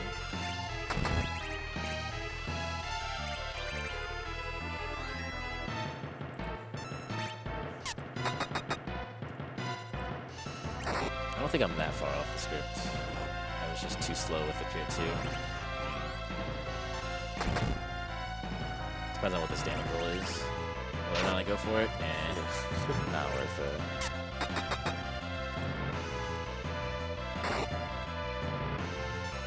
did he get fully paralyzed? No, okay. I was.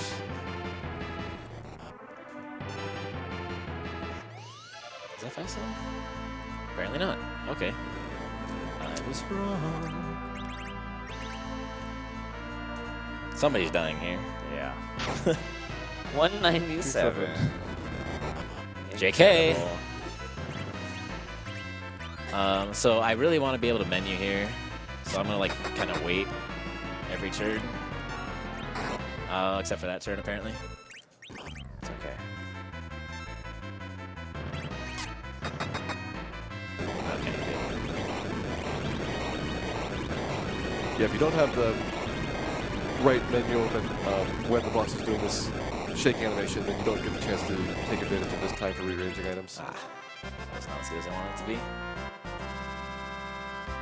Alright, so that was Clearly less than ideal, but oh well. Could have been worse. Could have been worse, for sure.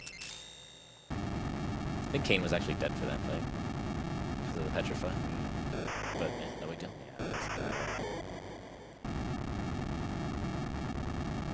So here, Rosa's like, oh, we need to get out of this tower. Let me cast Exit.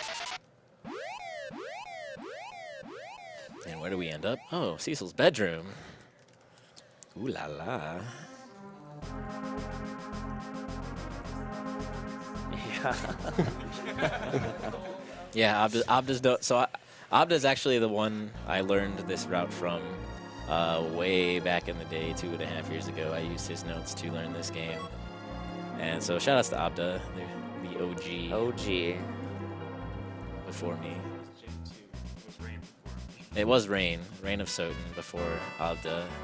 And then, you know, it's really interesting to see like the progressions that have come through. Like now we have Rivers McCown, who is working on No 64, and he's probably the most active back attack manipulation guy.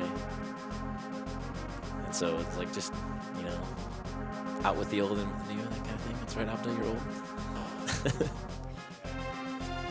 You'll be feeling that same feeling soon enough. I already do, dude. Don't get me wrong. But yeah, Abda's notes when Rosa exits there, he had a little parentheses that said kinky. And I think those are still in my notes as of today. Pretty sure they are. Pretty sure.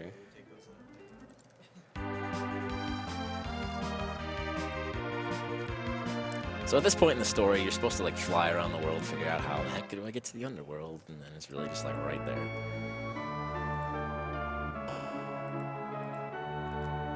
Didn't heal the people.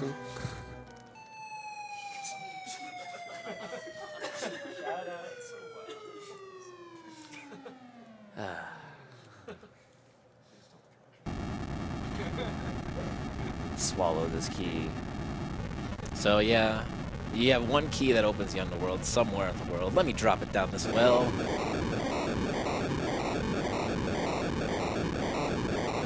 And of course, that's what you're supposed to do.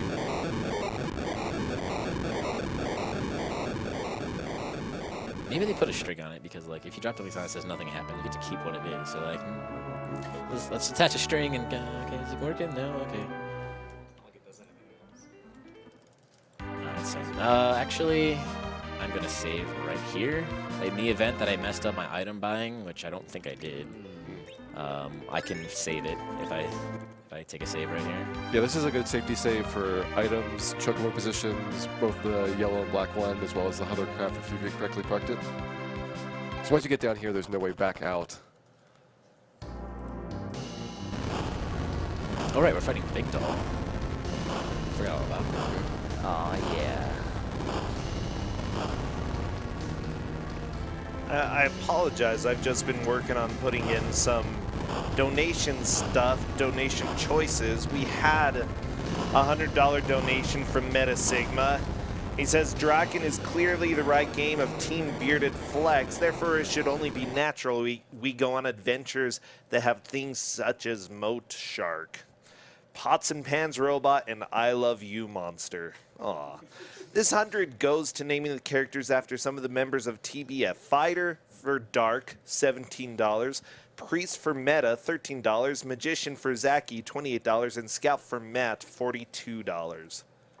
Thank you very much, Meta. We'll see if Dragon Dork can make a comeback.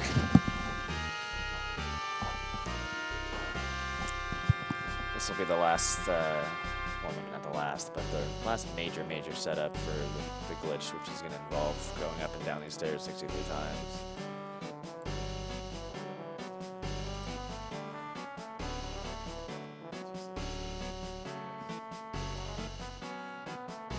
You could actually do this after the fight as well if you want to be extra safe. Just do the fight and then do this stair warp afterwards, but that costs about an extra minute to do.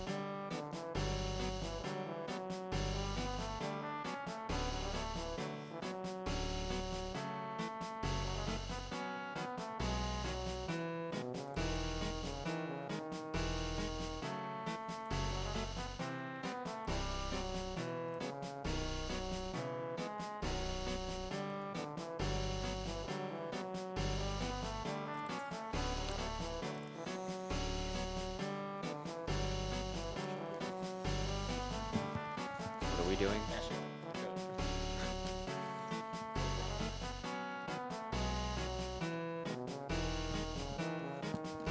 Sweet, we did it. Co-op run.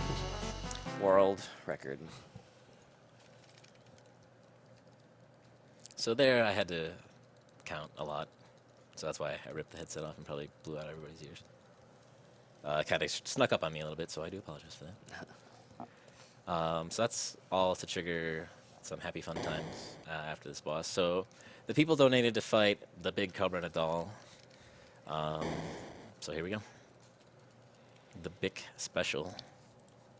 There was a point in time in this when I was learning this run where I would 100% screw up the normal strat and have to fight this big doll. It's actually much easier to do the big doll fight when you're planning for it. Absolutely. Yeah. If you know it's coming, it's not so bad. But if you are teetering on the edge of destruction, you're like, yeah, I finally got the. Oh no! And you lose. You have to deal with it. It's a bad time. All right, here we go. So Caverna is $6. When you kill all one type of doll, they.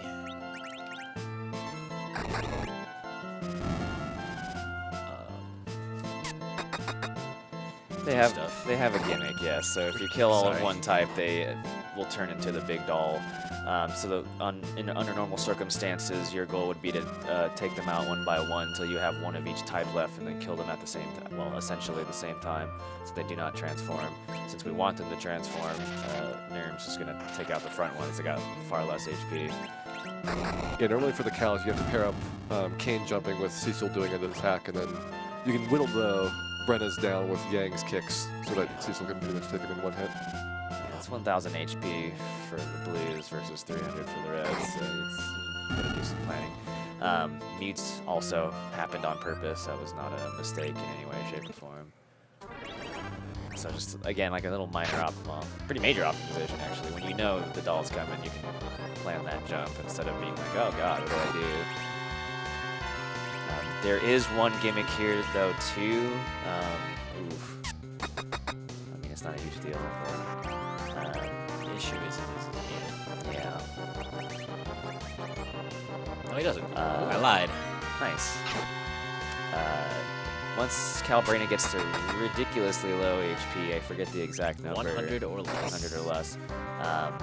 She'll actually turn back into the 6 single dolls again, so you gotta make sure that doesn't happen. And then the game has this weird deal with status effects. For the most part, you cannot have more than one at the same time. Nice damage. And then from there, the game has this priority system based on, okay, well, if I already have a debuff and you're trying to put another one on me, which one am I supposed to get? And as it turns out, Mute has a higher priority than any of the paralyzed things that can happen here or in the next fight. But even though you can't cast magic, it's not a big deal. It's a very clean fight there.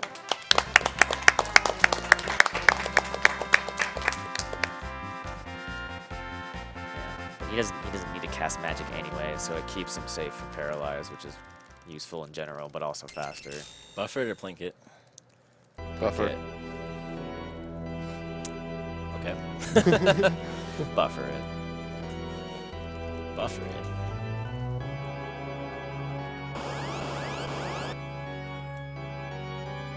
Why would I do that? It's very, very important that he gets that Kane jump off at the start of the fight. And there's a couple of different setups for it depending on who you got alive in the party, as well as what their speeds are. It is possible to also go too fast and cause Kane to land before Golbez goes into this AI sequence. Yeah, so this is the last of the sorting he's going to want to do. Ideally, most of it would have been done already, but he'll have to do what he has to do. You get a lot of messages, but they won't continue if you're in the menu like what's happening right now. And it's really hard to get a lot of movement done per message. Yeah, this is sloppy for sure. So again, it's just one of those things. It's easy to know that you have to have items in a certain order, but it's not easy to set it up fast. And series damage rolls. Oh man, that's like the 60. biggest one I've ever seen. That's super Phew. good. Ooh. Nice. There's Dude, 30 almost, damage. You Let's almost go. two-shot him. Yeah. So that whole point of getting Fire Sword is to skip this whole sequence where somebody reappears and stuff happens. Yeah, we don't know who that is. Yes. Not important. Who's Rydia? Yeah. So we would call that Ridiculous. Normally, she would enter the party and you go through some dialogue and animations, and you can then continue the fight. But if you just kill him, then you get to skip all that, and then that's a solid 20-30 seconds that you save by doing Yeah, that. it's more time than you'd think it would be. Yeah. We do have some more donations if you're okay with that. Make them quick. How about that? Okay, Cobalt996 gave $10 and said, you know what makes a good priestess? A war mech, of course. Why else do they never attack speedrunners? Aurelix gave $50 and said, you didn't think it would be that easy, did you? Dragon Dork is going strong. Oz Komodo, thank you. And yeah, Meta is rush donating over here, so be sure to keep your eyes out for Dragon Dork. So here we're gonna make use of maybe a slight oversight. The spell Warp is designed to put you at whatever floor you were at previously, and the floor we were on previously happened to be the Crystal Room. And so we're gonna warp back into there, and I guess they just left the crystal there, so you can just get it. Yep, so Yeah, considering that you're never even supposed to be here, it's amazing that they put in not just a crystal, but a functioning one that actually works Yeah. for all the game scripts. Yeah. and also when you walk out, Where are we now? Definitely intended. working as intended. So this would be the end result of the 64 floor glitch. So here I walk on this portal. This is all from my inventory, and now I'm at the sealed cave, and now I'm using the dark crystal to get rid of Kane. So a little bit of a sequence break, you could say, a little bit. Just a little bit. And we got some weird ninja too. Man, I don't know who that guy is. And we need to do this party swapping so that we can actually have a slot for new character to be added. Yeah, this is mandatory. 'Cause someone new is going to join, but if your party's full, even though you can go through the cutscene, he or she doesn't actually join your party, so you have to do this. So before I can actually continue here, I have to break these two warps. And then not walk back into that one, because then I would die. And then, hey, look, we're on the moon. This is the back door to the moon. Yeah, definitely the back door to the moon. So what this route cut out a lot of is you would normally hit these rooms in the older any % no credit warp anyway, but you'd have to transition through a ton of rooms to get to these places. And instead, you can use that main room that Neerrm's been in, 3-4 times with your specific inventory or hitting specific slots, and you can warp to these areas a lot faster. And this route ends up being like 3 minutes faster, or 4 minutes faster, something like that. Yeah, when we found this room, as opposed to what we used to do, it really saved a rather significant amount of time. It's basically, what, 30 some odd screen transitions? Yeah. It doesn't sound like a lot, but it is. Next, we're going to rearrange some spells for Soya here for some reason, and then you'll see later. All right, and we are on our way. So the next goal here is to transition through some rooms, and what you're going to end up doing is, in a way, corrupting some of Fusoya's spells, which is why certain spells had to be in certain slots, or else it wouldn't work out the way you wanted it to. Yeah, so what happens if I don't move those spells is that the corresponding map ID and XY on Warp 2 actually gets me stuck. So I have to arrange his spell menu in a way that the game reads from his spell menu the correct XY coordinates so that I can get pushed through. And so everything we did, all those really weird glitchy rooms you saw in the beginning, those were all based off of like things that I had done, like where I parked the hovercraft. The room specifically I've been using for warps is where I parked the black chocobo. The room after that with the daunting music was where the yellow chocobo left the screen. And then a number of these rooms, most of them are 0, basically unused memory. So what we're seeing over and over again is map 0. And then I'm eventually going to get to what we call the chocobo room, which is based off of menu color. Here we are. And there's a nice little convenient save point right here. I'm actually going to save you down here. over my lich room saying, and then I'm gonna try and get through. If I have a high chance of soft locking right here. This is actually good. If my GP's not bad, I'm through. We did it. We did What a it. time to be alive. Easy, dude. Easy. Easy every time. I was so ready to reset. I even like sat forward. All right, so those particular rooms, one of them is based off of how long it took me to load my game. The other one is in-game timer, and then the next one is basically how much GP I have. And so the in-game timer one is the really nasty one, because if your in-game timer is at a bad value, then you're just gonna crash. So now we're back in the Dwarven Castle. Hooray! I don't like the Dwarven Castle though, so we're gonna get on out of here.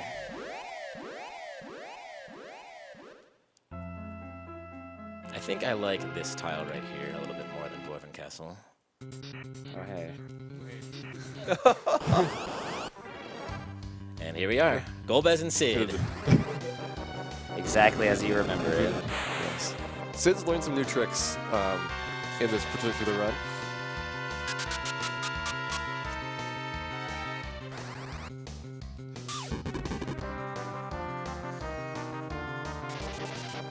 So all of that, so basically the way that whole map works is that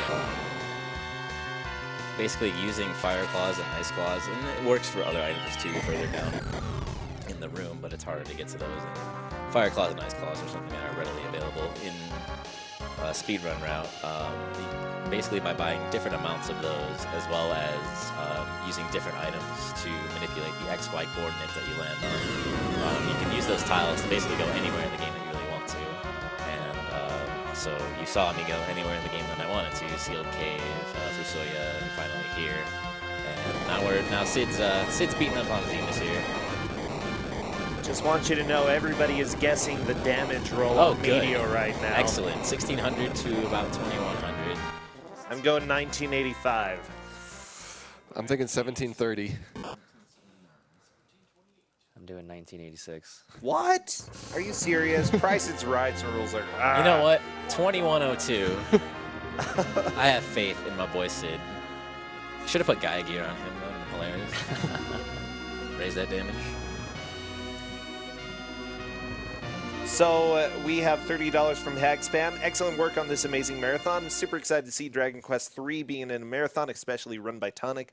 This is to name the Mage Warrior because owns mates. Toasty Donuts gave $10. PBR, please stroke beard. There we go. You cannot have that much glory and not stroke it. The beard needs good love and as much as good groom. And also, Pepsi is better than Coke. Donation goes to Runner's Choice. Oh yeah, whatever the next incentive is fine. Okay. All right, here we go. Here we go. Is it 2102? 1985. 2024. Ooh. I went too high. I had too much hope. You, the man of darkness, using it does not mean anything to me, you fools.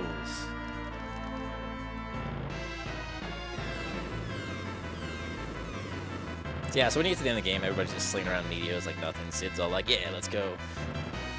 The reason Sid is in the party and not Fusoya is because it basically the slot it pulls the information from is basically information that was stored away. And it's actually, the developers originally intended for Sid to rejoin the party at some point, when I guess it was written out. So when Sid actually leaves the party at the Dwarven Castle, it basically writes all his data away and stores it. Because he's eventually gonna come back, but that never happens in the actual story. It was basically never changed. And so instead of Fusoya's being there, it pulls Sid's data, and that's why you see him in this fight and not Fusoya. If you're curious. So now you might be thinking, wow, he's like level 2 and he's fighting the final boss. What is he going to do? And, well, there's definitely a RPG limit break emote that fits the situation perfectly here.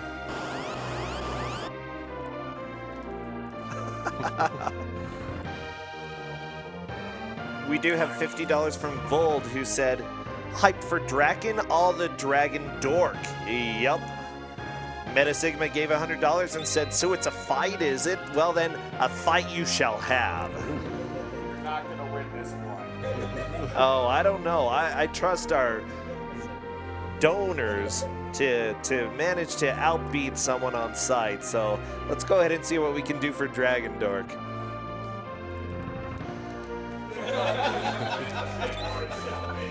By the way, Dragon Dork is at $80. Dark is at $47, so that's doing well. Zaki at $52. Oskomodo at $35. For Priestess, Runender is winning with $34. Good name. And Meta at $34, so losing by $1 there. Scout Matt is at $67 and Potato at $50.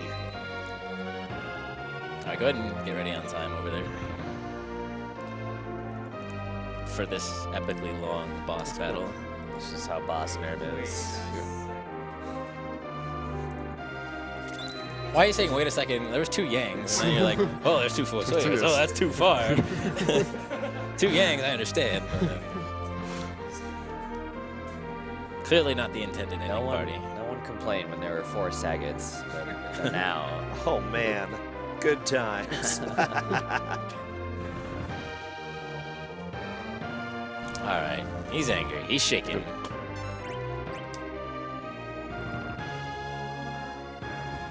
But he didn't get us with the bacon. Time. 203.57. I'll take that.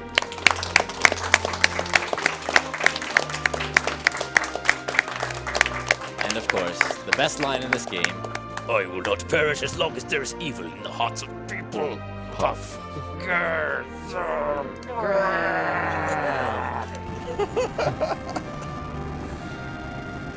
Dragon incentives are still going until the end of the credits warp, by the way. And once the console is shut off, bam, donations are cut off. I technically have to shut off the console to switch to the card that has credits warp on it. Well, I mean, you know, after that one. That's a good time. Yeah, not the greatest start, but yeah, not bad at all. Oh yeah, that's a good thing to explain, I guess. Not really. Yeah, The run's over. That's really just how the game works. Yeah, it just happens. If you level up enough, you land Upco, and it's like No, so what happened there is when I took the stairs in Dwarven Castle, when I eventually landed and walked through that portal, what happened was it wrote because the way the game works, it always writes your previous basically location into a table for the sake of the warp spell, because it needs to know where to go, or if you walk through what's called a negative entrance, it needs to know where to put you, and so it's always writing that information into memory. And so the pointer for writing that information is in Fusoya's magic. And so when you take that entrance, it actually writes the map ID XY coordinates to his magic menu, which is obviously not intended at all. And so what that does is the ID of, I believe, the X coordinate gives us the spell Upco. And that happens to correspond to a monster spell called Reaction, which I think grenades have in the Lunar Subterrane, which they cast, which instantly ends a fight, basically when they cast lightning on them. But we can use it as a skill, and being able to instantly end the final boss is a nice little luxury. Yeah, so the grenade explodes when you cast lightning on it, and it instantly kills all enemies. And the thing is, Fusoya using it, it doesn't change the target from the enemies to your party. It changes the target still on Zeromas. Bam, they're dead. Yeah, It's good glorious. stuff. All right, so everybody donated for Credit Warp. So what Credit Warp is basically kind of the same idea as the any % runs. It's just slightly different items set up and a slightly different outcome. Avert your eyes for a second. You didn't see anything. Okay. So I have a little precursor to this. I have a custom save made that has like level 9 billion people. I'm actually saved in the middle of Sylph Cave. So there's a number of things that go into the Credits Warp setup. One of which is in the speed run, the last obtained item that you have matters, and in the speed run that's going to be the magma key. But that gets reset when you reload a save. And so I'm saved right in front of this treasure chest, which has a Cure 2 in it, the same length as Magma Key. So it has 5 letters in it. So that's one part of the setup. Another part of the setup, ignore the level 9 billion people. All of these items don't matter. So the only thing that matters is it starts right here. This is the Fireclaw Warp. It's going to take me to a specific room. This is the same exact concept I used in the No Credits Warp run. This will take me to map 151 and it's in a specific place. And then these items right here, starting from Ice Claw on row 10 downward, are going to help me trigger basically the end credits. When I talk to basically the Void, it's going to be like, okay, you win. The problem with this is it's very inconsistent. It works maybe 1 out of every 5 times, and so it seems to vary on a daily basis. And so it's definitely not marathon viable, but I will go ahead and give it a shot. One other precursor to, at least we think, to having this work is getting into a battle. And so this item right here is actually a Japanese item called Alert. It's dummied out in this version, so I'm going to use it. It's going to put me into an encounter. I'm going to run away from it. And then, so now I'm going to warp out of here. And this is going to put me back in this familiar room. I use this in the run. And so this is the Fireclaw Warp. And ideally, I face down, I press A, and I crash the game. Try that again? Yep. We're going to give it a couple tries. It took me 13 tries in practice. But fortunately, the setup is relatively fast. I just grab this, go in here, do the fight. And so this is another category that can actually be run in real time. If you look at all of these items, like from this point on, Ice Claws I can get, Rod you start with, Thunder Claws you can buy, Change Rods you can dupe. Silver Hammers you kind of have to go out of your way, but you can buy them at a store, super easy. Really, all of that is totally speedrun viable, and it was created with the idea of being speedrun viable. And so hopefully, this is the lucky time. Yeah! Second try.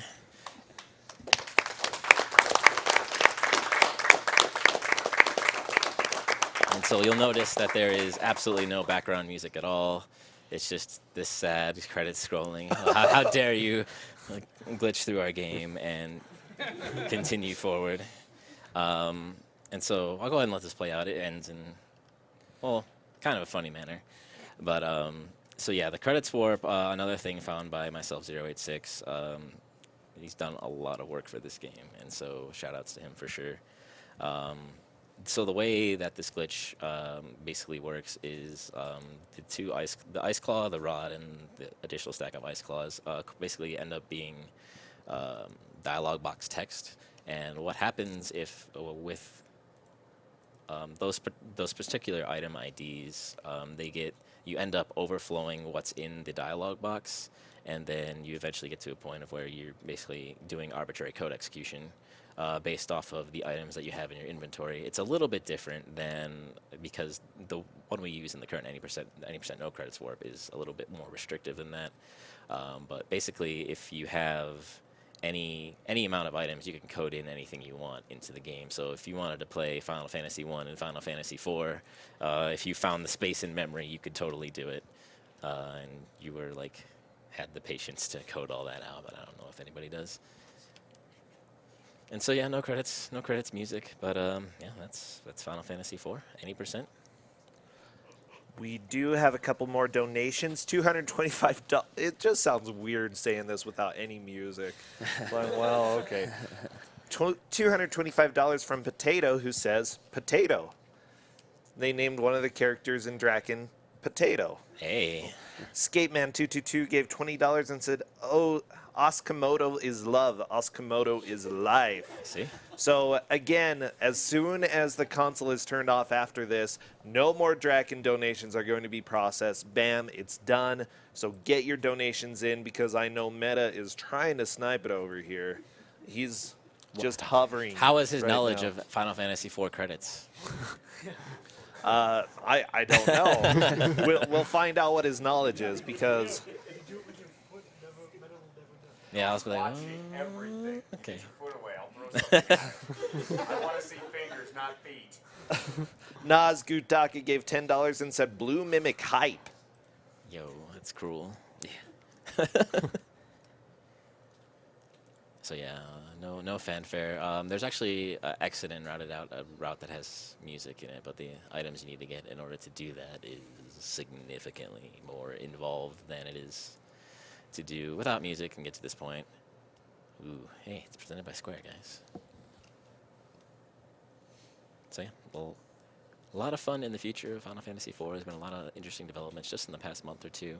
Definitely have a great community in Final Fantasy IV. A lot of people who are willing to help. Very active Discord. And people talking strats all the time. So if you're interested in the game, you can talk to me, you can talk to the Roth, you can talk to Rivers, you can talk to Fred Coughlin, you can talk to just about anybody. And here we are at the end. Except when it tries to begin the music, time and space freezes, and it's off locks. Aw. What an ending. Even more punishment. Okay. And that's it. That's Final Fantasy IV. Nice. Bam. Donations are cut off. And Neerrm is a beast with Final Fantasy IV. Thank you very much for that excellent, entertaining run. Highly enjoyable. I just love the 64 floor glitch. You know, it's just fantastic. So up next is coming to you on a video screen or a computer theater near you. I don't know what kind of theaters you go to, but you might see it there. Draken, run by our dear friend Dragon Dark. I am doing my final refresh right now for the donation. Bam. And hopefully we'll be able to see what names we have. Thank you very much. For now, we are going to have a commercial by our lovely person who's sitting at the tech station. He pushes a button and it goes. Thank you.